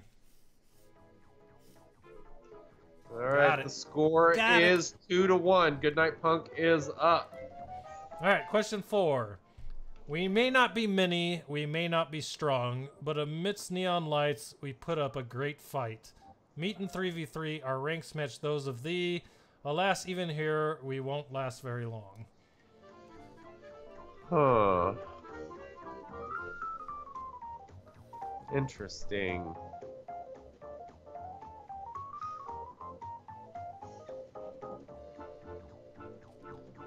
Huh.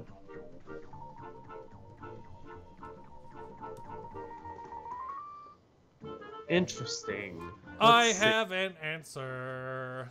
Do you really? Oh, crap.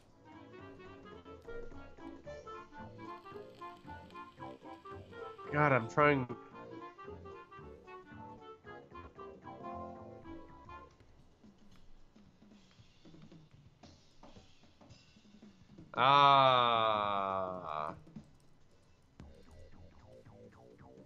What is your answer? Tuscans. Yeah, same here. I suspect that is going to be the answer, making the score 3-2. I don't know if Urza's still in the chat, but the neon lights gave it away for me. Yep. I love that's so awesome. His stream is always so great because he's got all those neon lights. It literally looks like he's in a bar. It's fantastic. Yes. Yep. All right, trivia number 5. Oh, by the way, it is Tuscans. Shout out to Urza. He's usually here. All right, trivia number 5. A great trophy I hold, given in days of old, though none of these seem to notice neath layers of dust. My once great machine gun is started to rust. I hope you remember I made tenacity fold.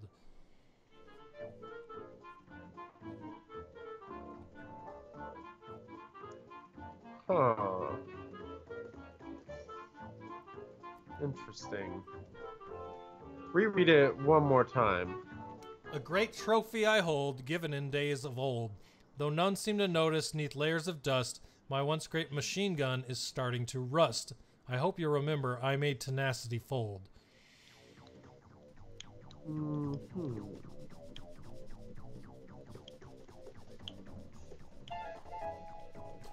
There are 3 words I'm focused on here, and I'm still drawing a blank.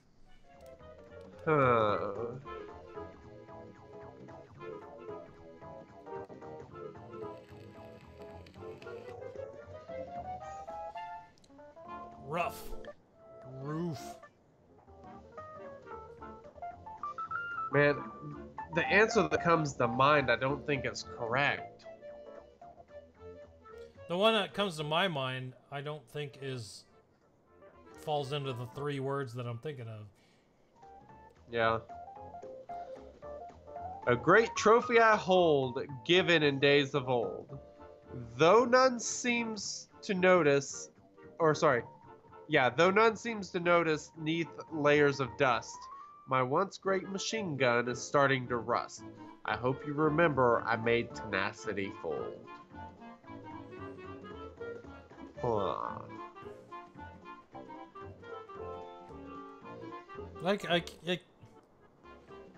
I'll just say it because I'm sure you're thinking the same thing as me. I can't think of machine gun people. That's not my issue. My issue is that the only people I can think of with machine guns weren't ever meta. Yeah, I got my answer. I don't feel good about it. I don't know how this connects to all the lines. Neither do I, but I'm going to give you my answer. I'm saying Geo Soldier. I am saying Baze Malus. Oh, he does have a machine gun. And he did make tenacity fold because he can dispel it. Uh-huh. That is true. The answer? The answer is apparently TIE Fighter pilot.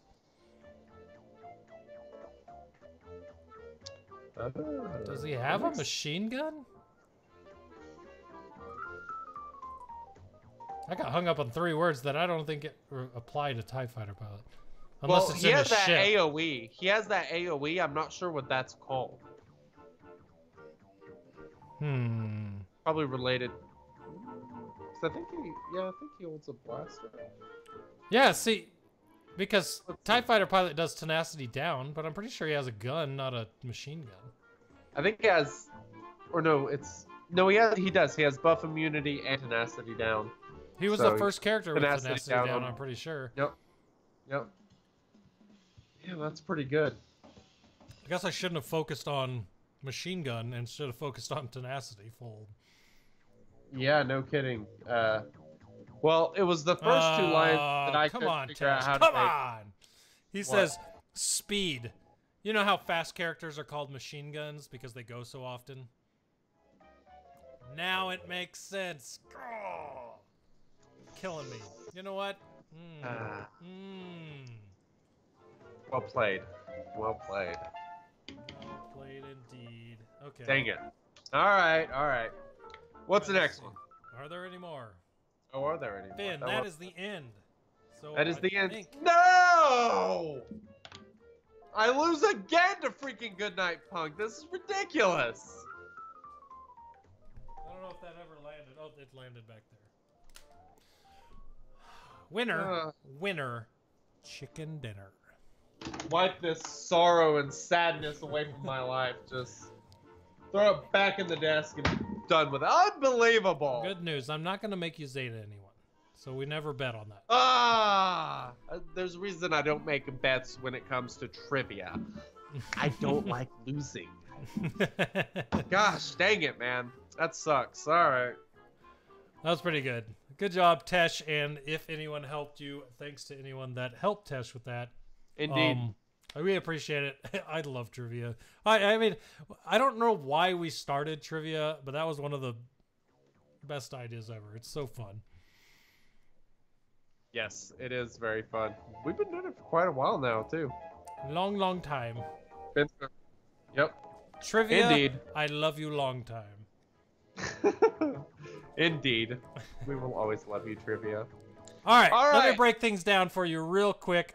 As do it. far as the Shattered Order goes, if you want to join our Discord where everything about this podcast goes down, podcast feedback, topic ideas, video ideas, all of it. Just all the chats you want to talk about, which chat 100%. even leads to topic ideas.